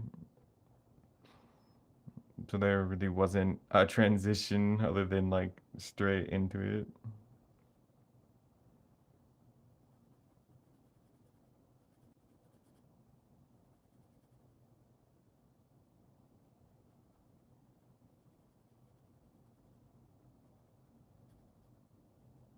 But I think it's definitely a like slow build up. It takes a lot of time to sort of like get used to the world of imagination.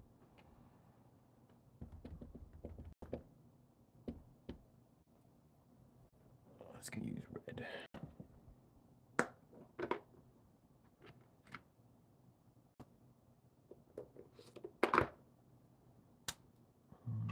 Get a little coral red in here.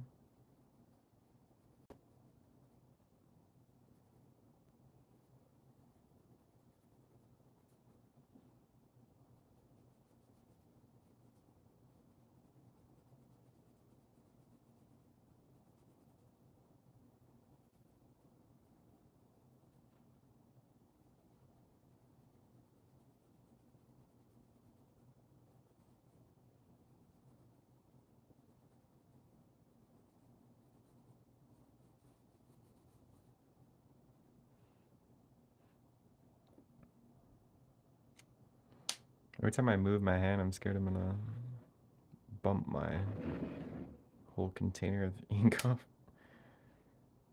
That would be a nightmare.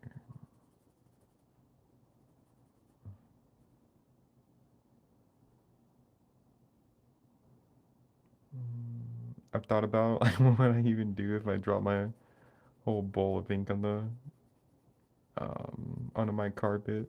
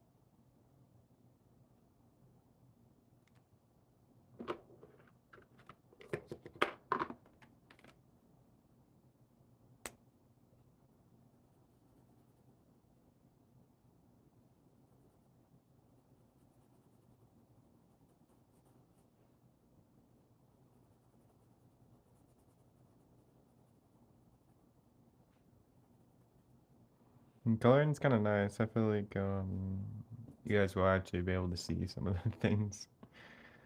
The more like little intricate details that I do that might be really hard to see in grayscale.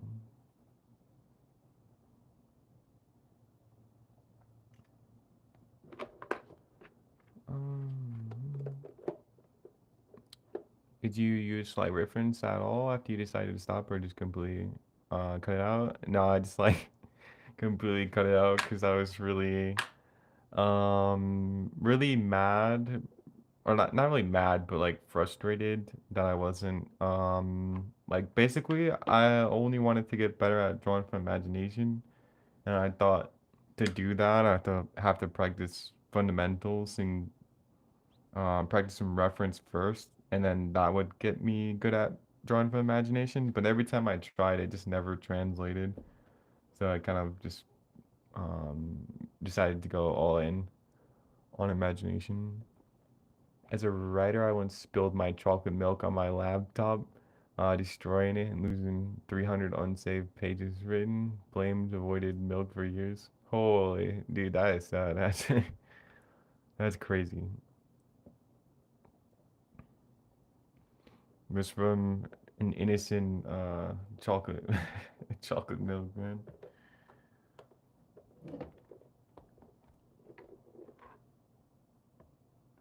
Yeah, good thing my computer is pretty far away from the ink at least.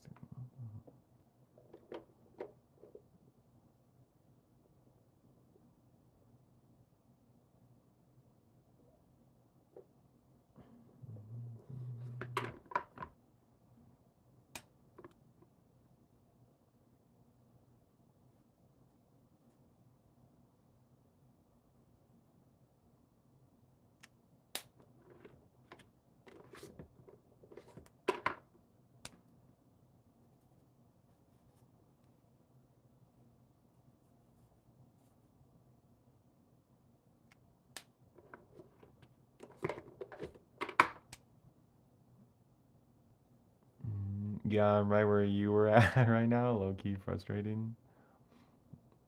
Yeah, I mean, if all you want to do is draw from imagination, then I don't know. You kind of it like worked out for me. I think like I would never see myself going back, for sure. I think it just takes a little bit of time to kind of get used to how to learn from it and kind of how to have fun with it and that sort of thing. But I think once you do, then it opens up like a whole new world of you can kind of be able to do whatever you want on the page.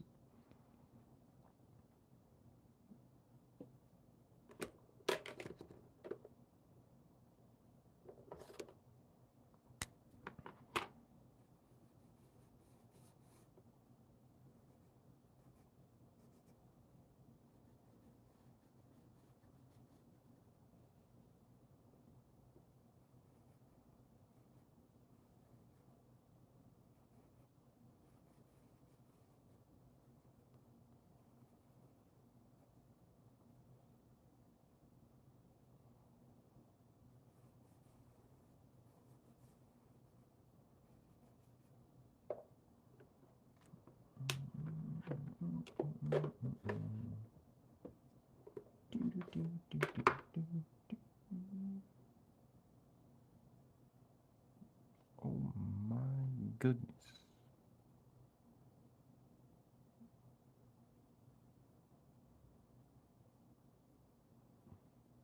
Villainous chocolate milk.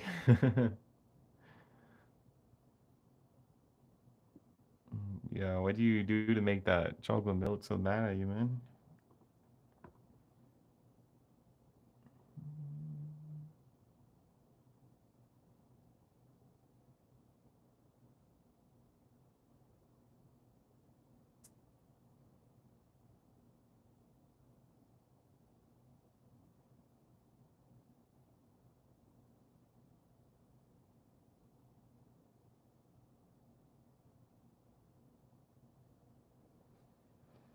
Hmm, there was something else I was gonna.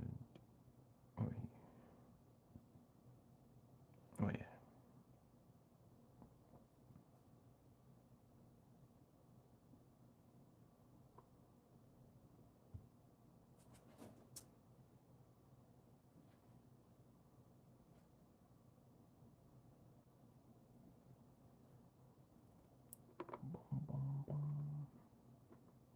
My village in orange origin story, pretty much.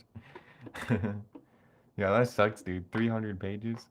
Um, like when I was my senior year of high school, I was super into writing, and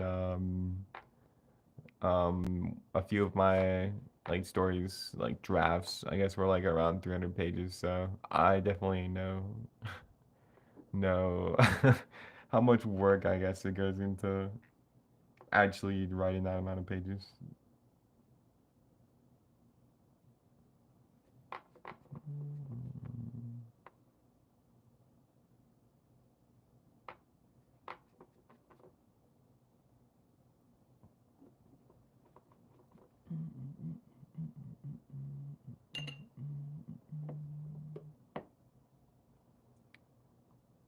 Where is my coral tank?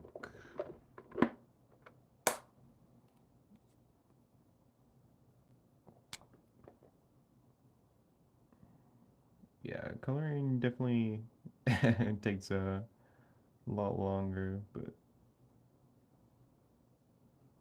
it's pretty chill.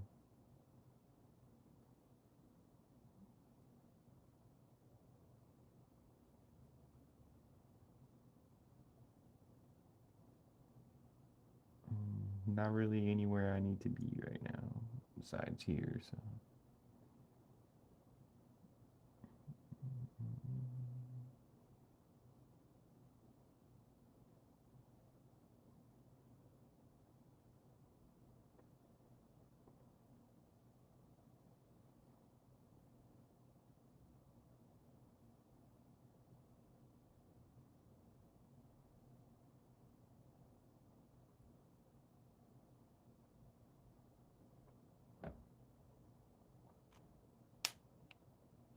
the lesson of backups was swiftly learned. Must be peerless. Doing art by hand rather than digital. Lack of back. Yeah, that's also the fun part though.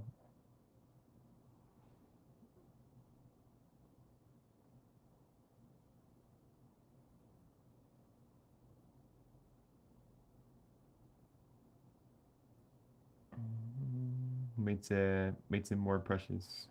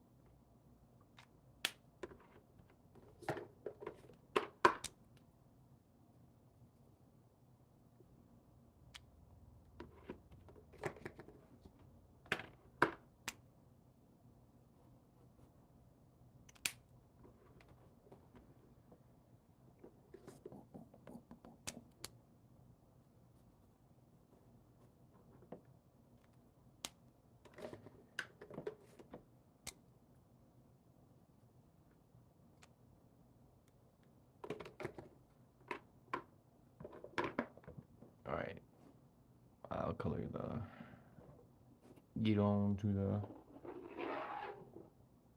these top characters.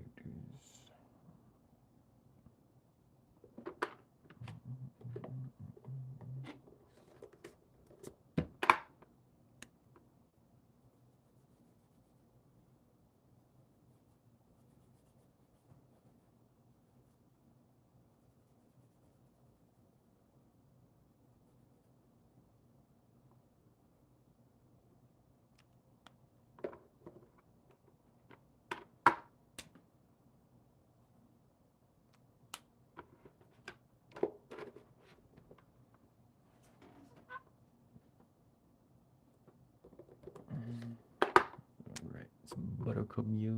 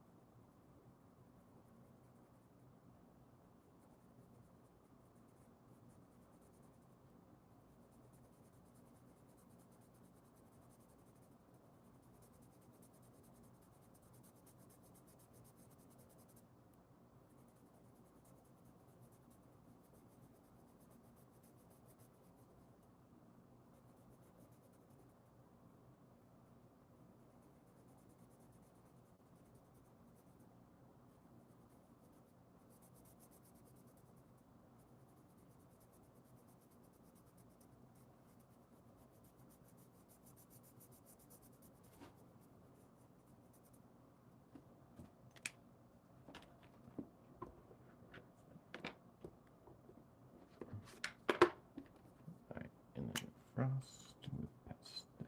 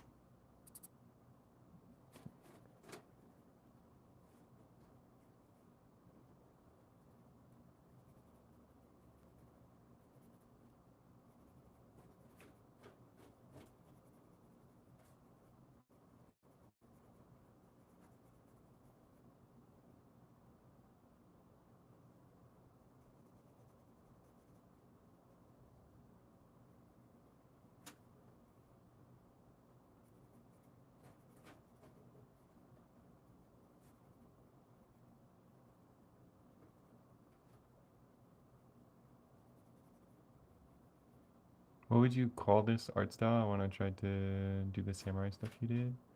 Um, I have no idea. Other than like probably like a cartoony. Um, I don't know. I kind of try to blend like cartoony with like realistic.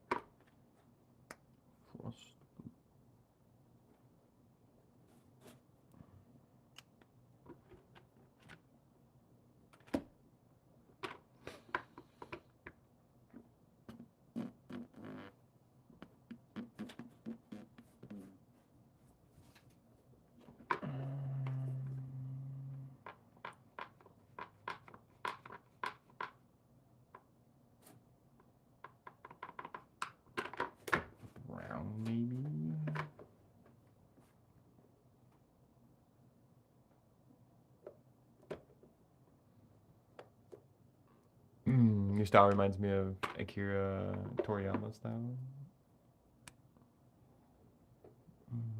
Yeah, I could see that.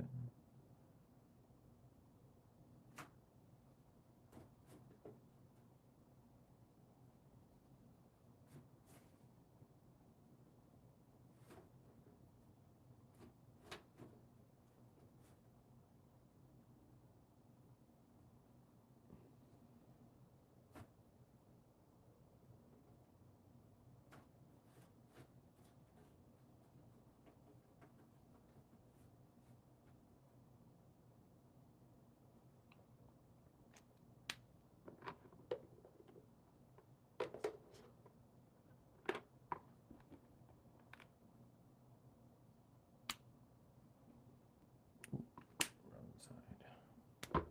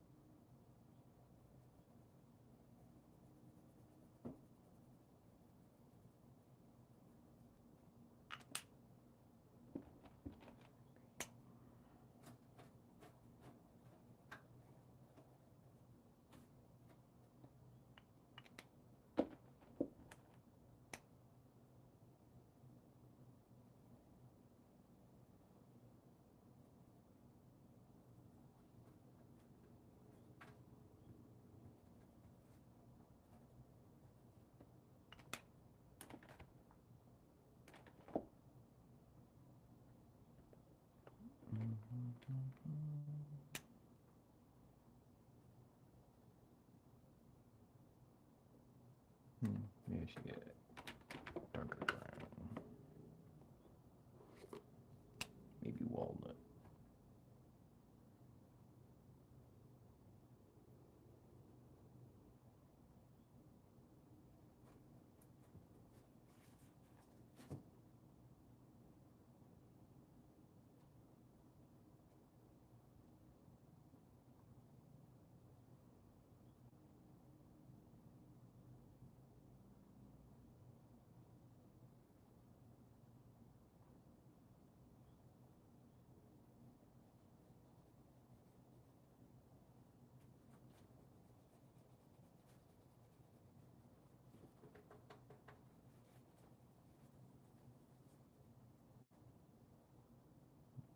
Who would have thought I would use um, walnut for a tree color? Do I know who Kim Jong Un is? Yeah, he definitely had a, I think, big impact on my how I draw, I guess.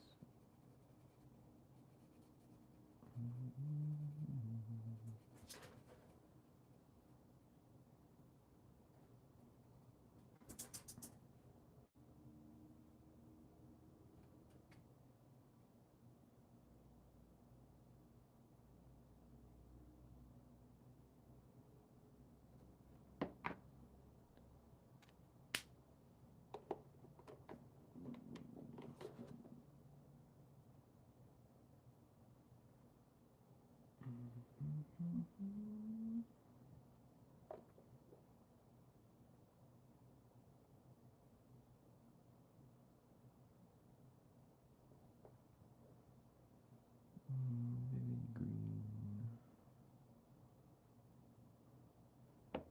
I'm trying.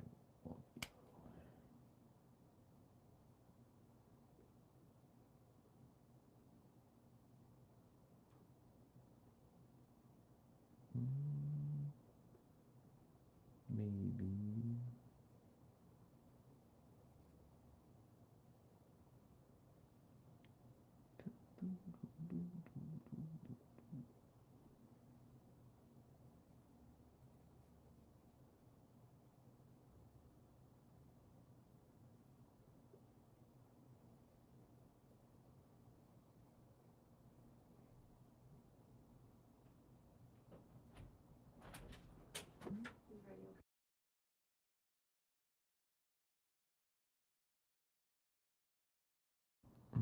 I'll be right back. I'm gonna take my dogs out.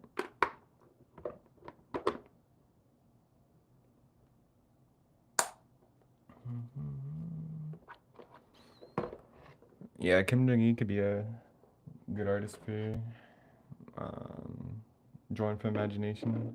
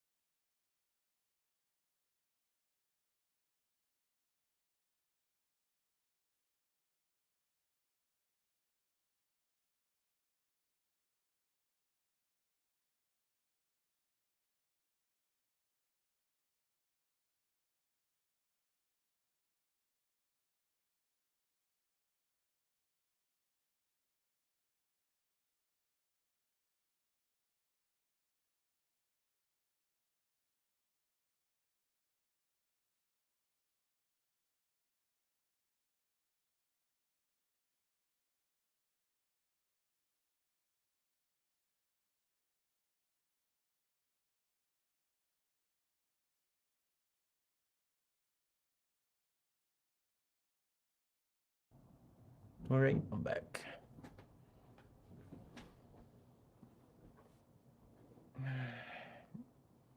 Hey, what's up, Nikai? Nikai?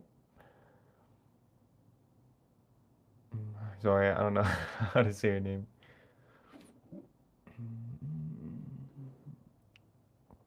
But hello, welcome to today's stream.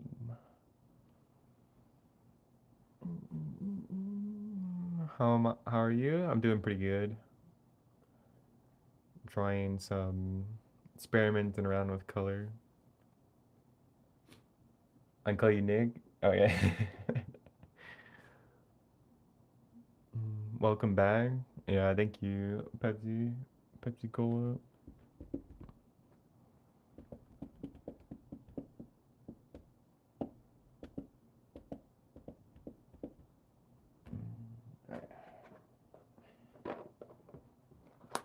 Oh, yeah, I was doing olive green.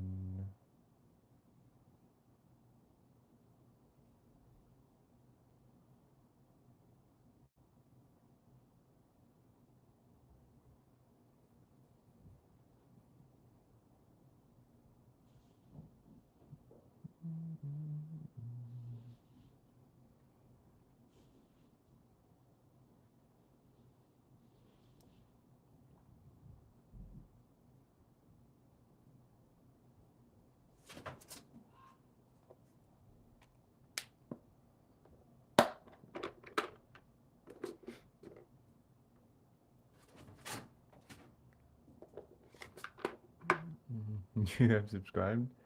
Thank you. I appreciate that.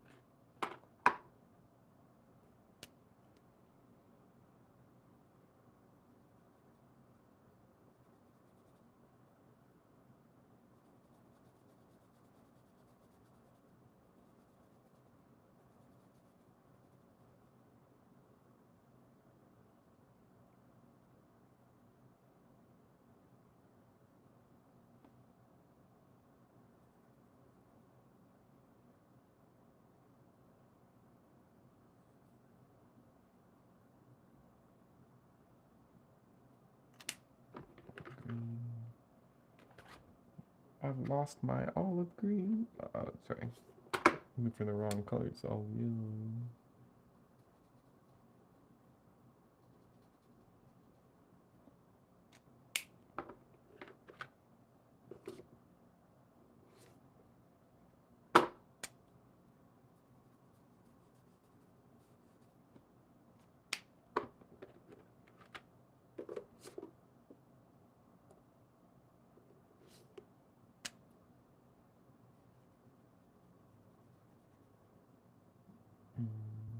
No wonder I can't find it when it doesn't even exist.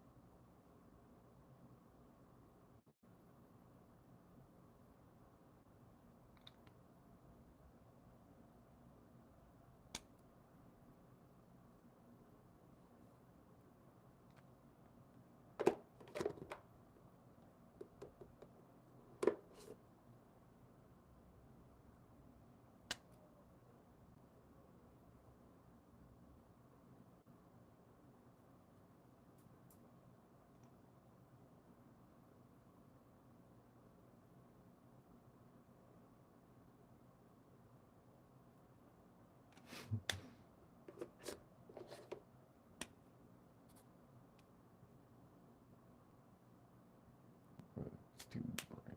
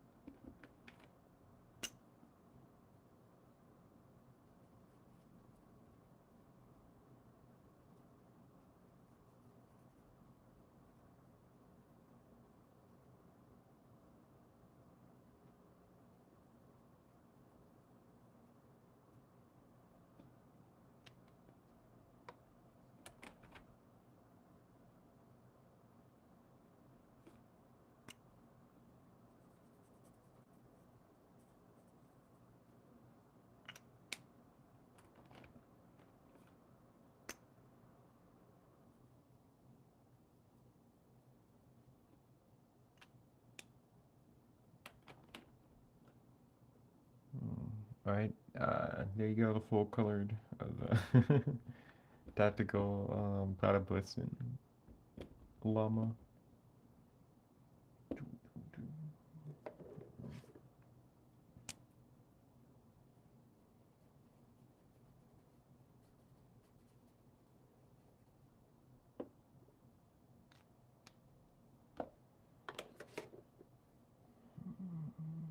I absolutely love it.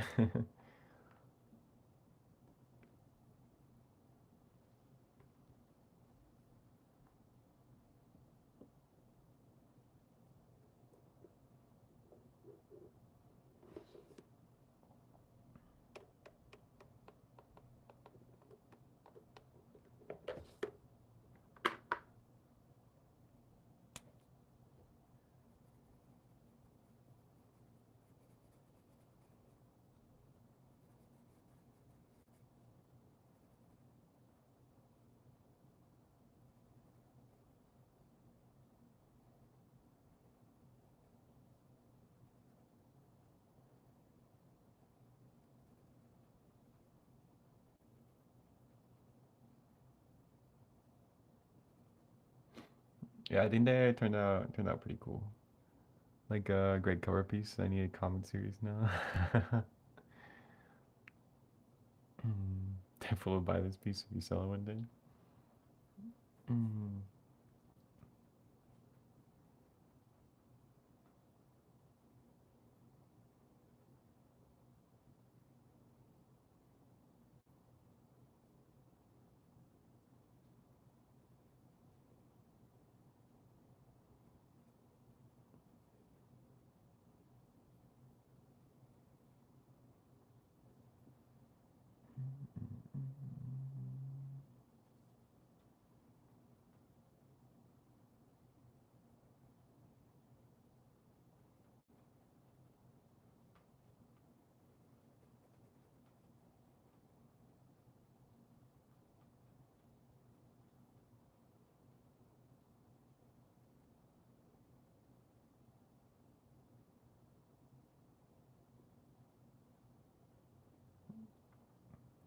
Yeah, I definitely wanna find a way to eventually I'll start selling originals, but I'll see if I can get this as a print for now, and then later I'll probably try to sell a lot more of my the original drawings.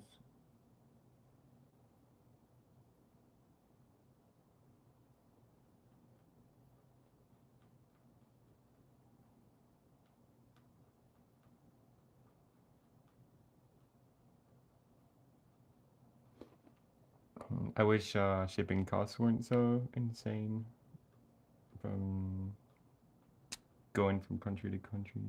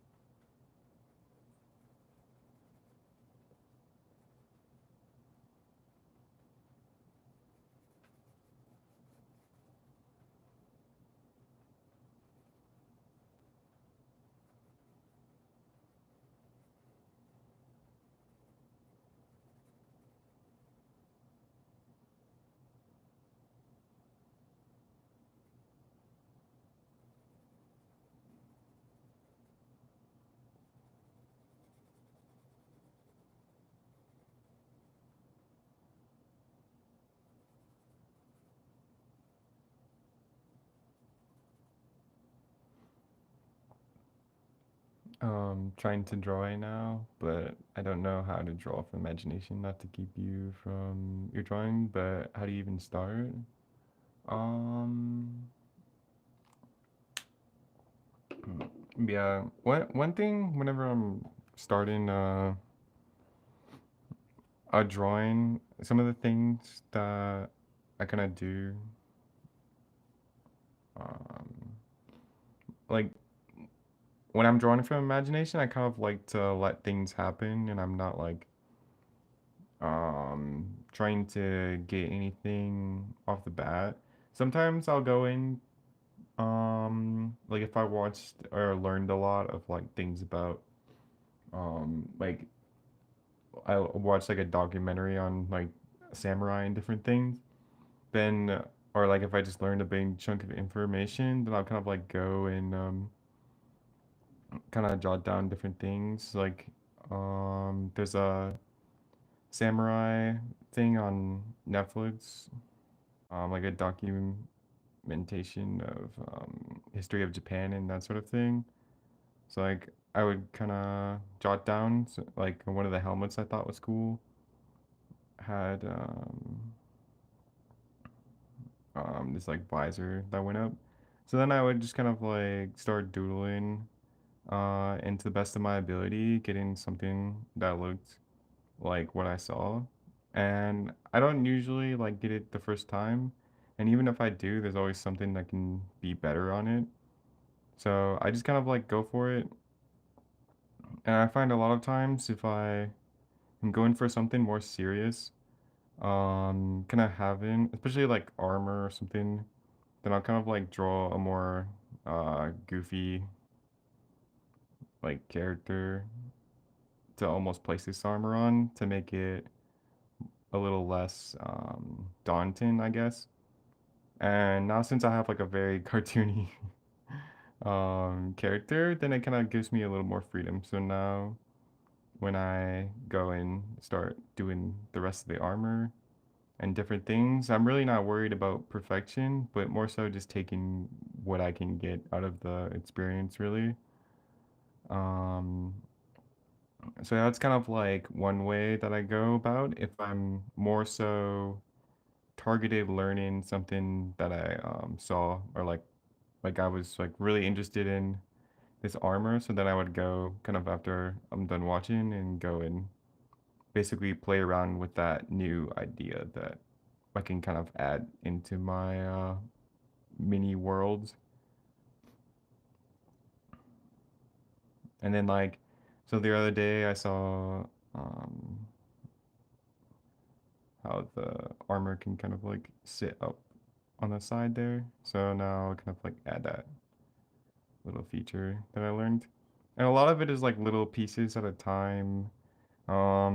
Like I only watched the documentary once, but like they show this armor a lot, so I would observe what I can, but a lot of it kind of like comes from drawing it over and over. I get like a little more accurate each time, and it's not like I have to go and look at it again and again because it's more so like I just get more and more accurate to what my mind knows of it, and I'm like when I was learning to draw a horse, I like attempted it on the page and then went and then looked at like Google images for like 10 minutes to see what a horse looked like.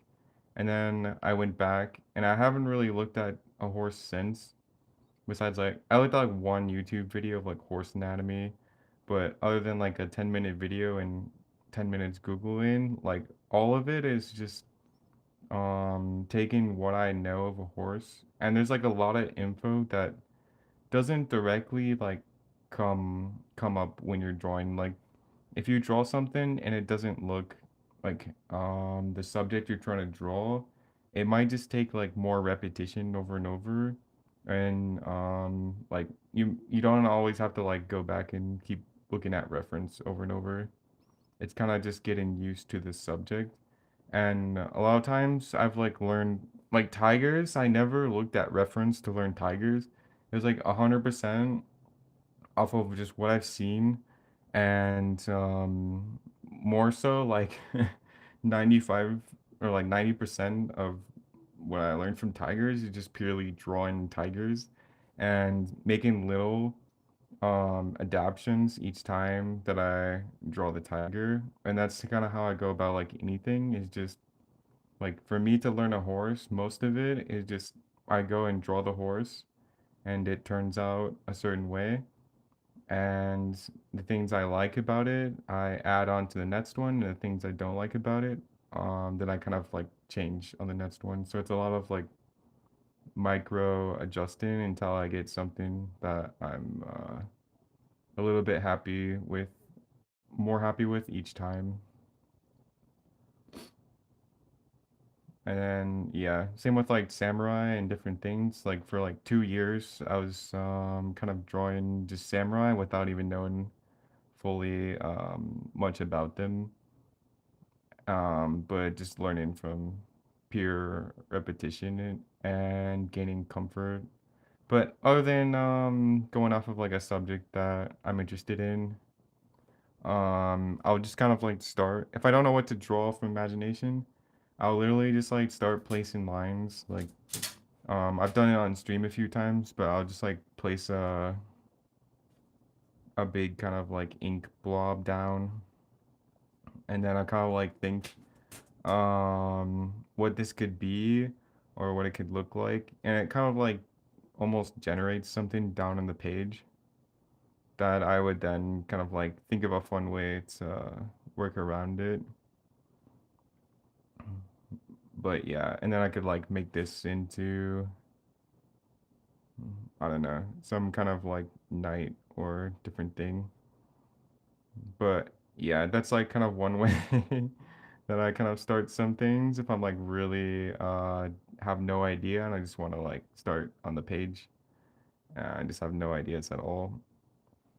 So I'll kind of do that and then just kind of like doodle off of it. And all of my lines and different ideas are like very on the fly. Like I don't know what I'm really trying to go for. It's just kind of what I think could maybe be there, and that's about it.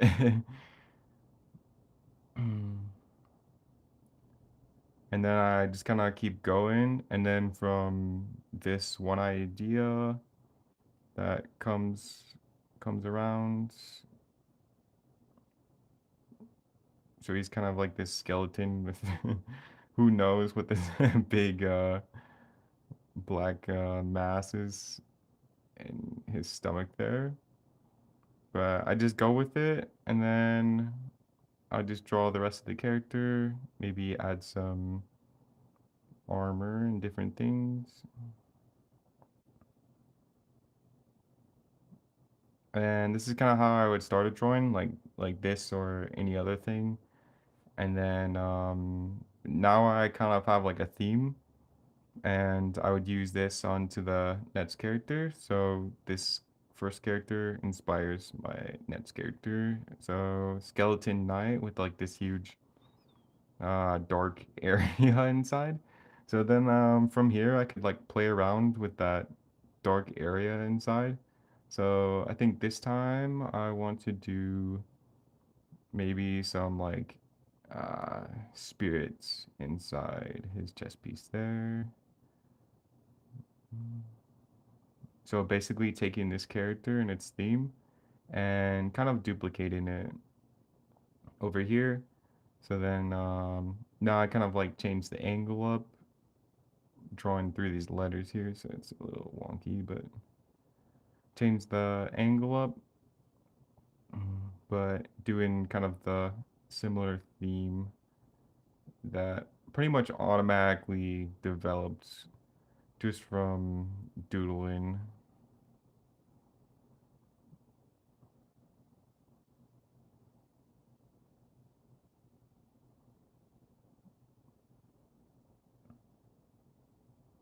And then I could just keep going and add another skeleton kind of character. So this is usually how I go about the page and kind of how I move around and work up the characters on the page. And it's basically just this over and over, and it will morph a lot since like so I went from here to this idea with the spirit thing, and then from that then I kind of like keep adding to the story a little bit, like maybe one of these like spirits ended up escaping out, and kind of like what would that be like, and kind of like what would his body be, I guess, when he's not like held by this armor, and then maybe he's got arms now and just different things like that. And then I could have like a knight a knight come in to get like the spirit back into his armor or something like that, because now he doesn't have anything in there. But it's just like little things like that, and then kind of like mini stories throughout the drawing. But yeah, if I don't know what to start, then I'll just place down blobs of ink. Sometimes I'll just like start like this, and then, like if it looks like hair or a beard or something, then I'll just go based on that and draw the rest of the character out from that. Or sometimes I'll start with lines and just kind of like start moving my brush until something happens, really. But yeah, it's kind of how I go about starting. Shipping international must be a pain when many individual items. I'm US, but people understand the pricing if used to buying internationally. Yeah, I'll have to kind of, um, yeah. I have to find a way to make it so it's not like outrageous amount of money just to um ship something.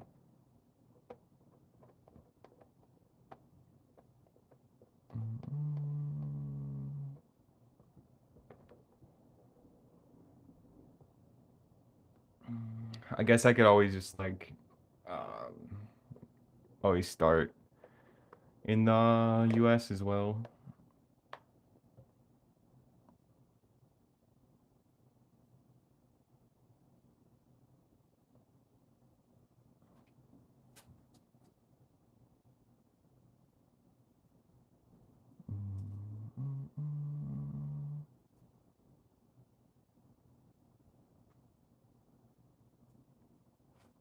The good news is the art collection book I'm working on at this moment should be able to ship to Europe, Australia, Canada, well, US for sure, and yeah, so that's pretty cool because I know a lot of people um, that watch the streaming channel and interested in my stuff. A lot of them are from outside the US as well.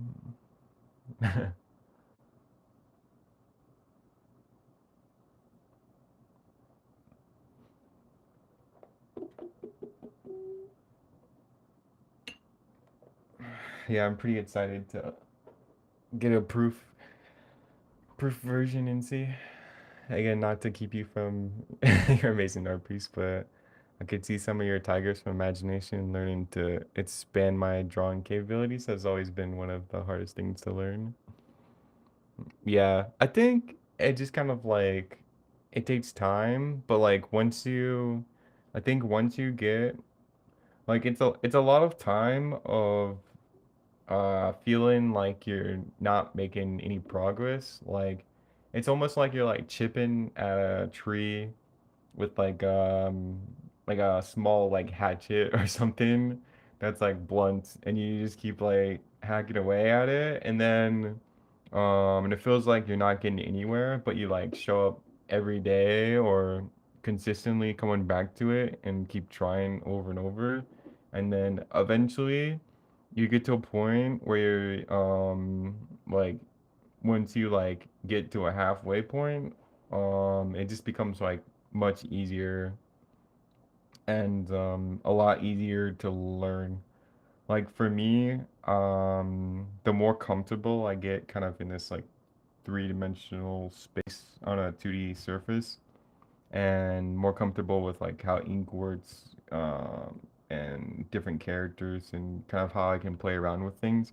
It gets a lot easier to learn different things as well. Like when I went to learn samurai armor or like different guns and rifles, it was like much easier than a year ago because I kind of know what to actually look out for now that will work with my drawings, and I kind of like know how to transfer that onto a page better.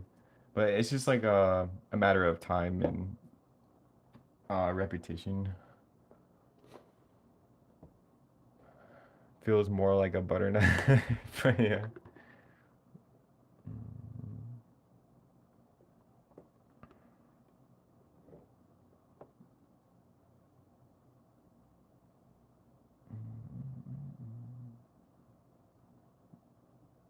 Yeah, lighter purple. Oh, I have it right here. Oh, that's not lighter. Whoopsie.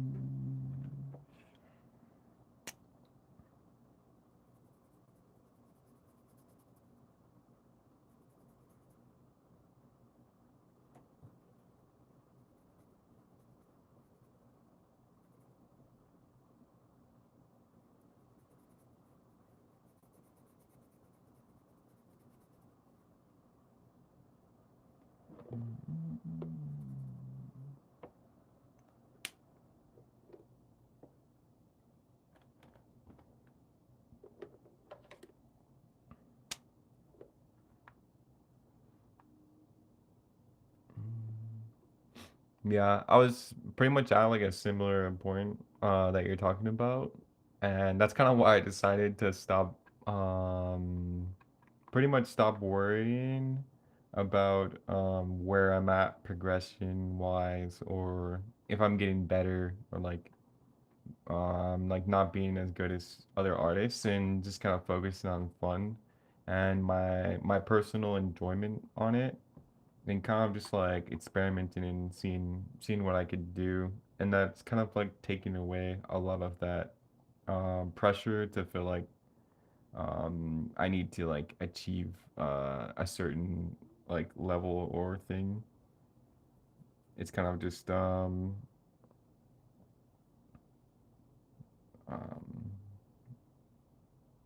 what the heck? Why is this so dark?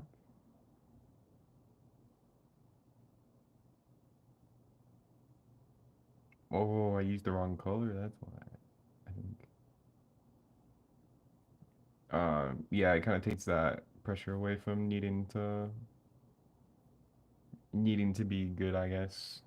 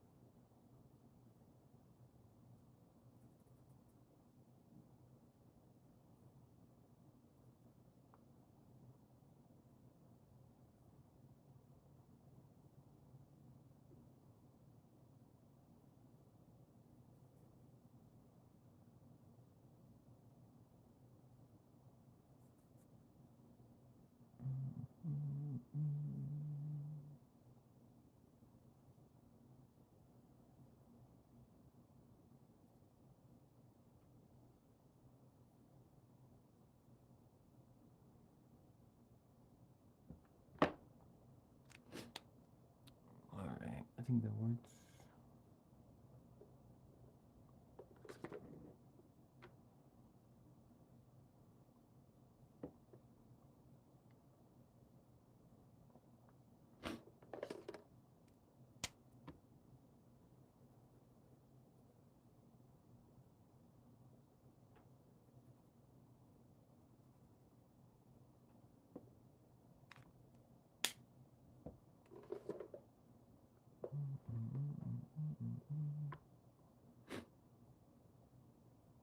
Oh, I didn't get his foot.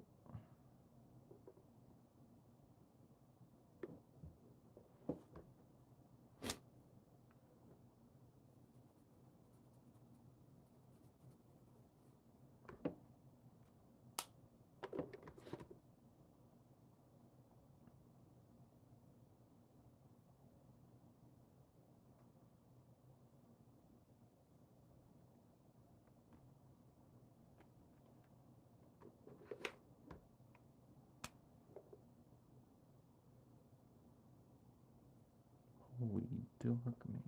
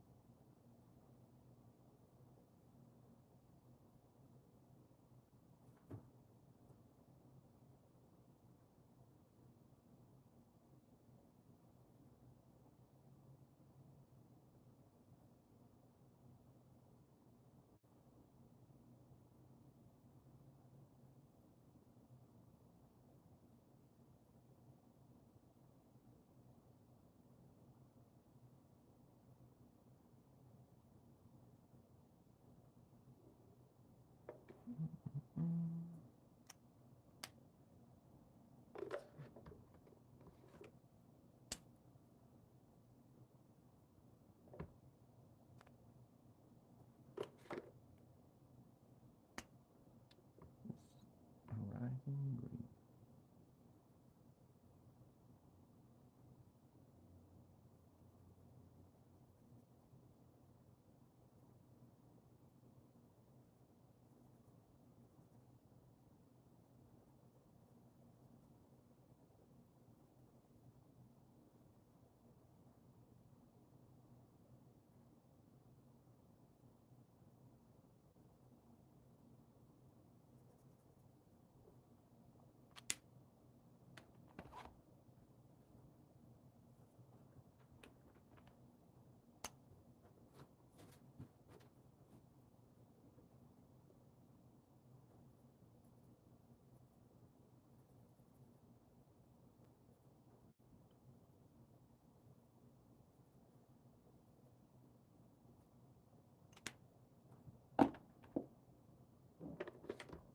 Well, that frog is looking wild with his colors.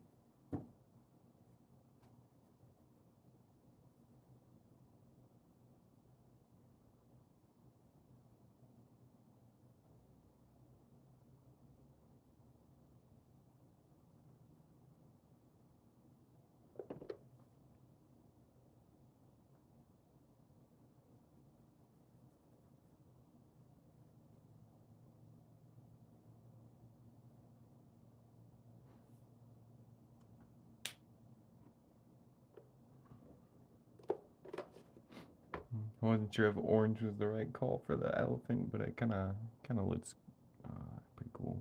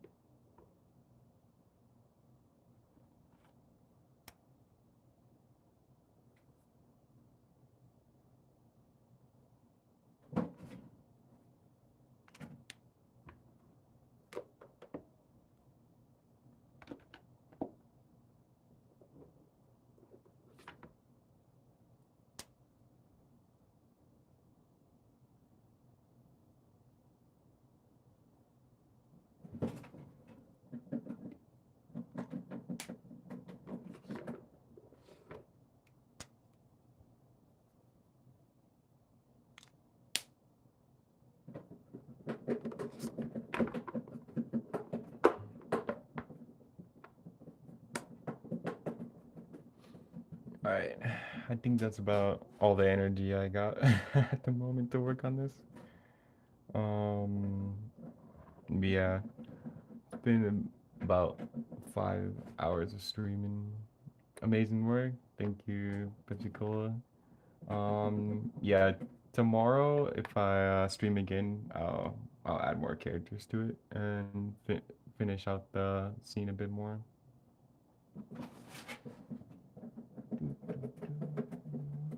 Wicked, Niggy Malone.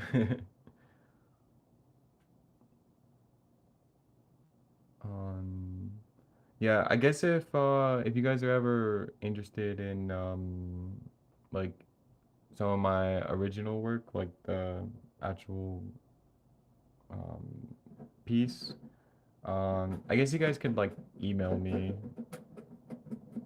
to contact me if you guys are ever interested in that. I might, if I start selling originals, it might have to start out in the US. But I could look into like shipping costs and that sort of thing. And if it's not too outrageous, then maybe I could make it work. But US would be definitely a lot easier to get going. But yeah. Yeah, I'm pretty sure I have my email on my YouTube page if you guys are interested in that. Since Pepsi, you kind of asked about that earlier. Um, Thanks for sharing your talent. I like sharing my art with you guys. It's fun to see you guys' like reactions to some goofy characters and different things. I think are fun drawing. But yeah, thank you everyone for watching the stream. Thank you for all the for the memberships and super chats. And yeah, thanks everyone for hanging out. I'll see you guys in the next one.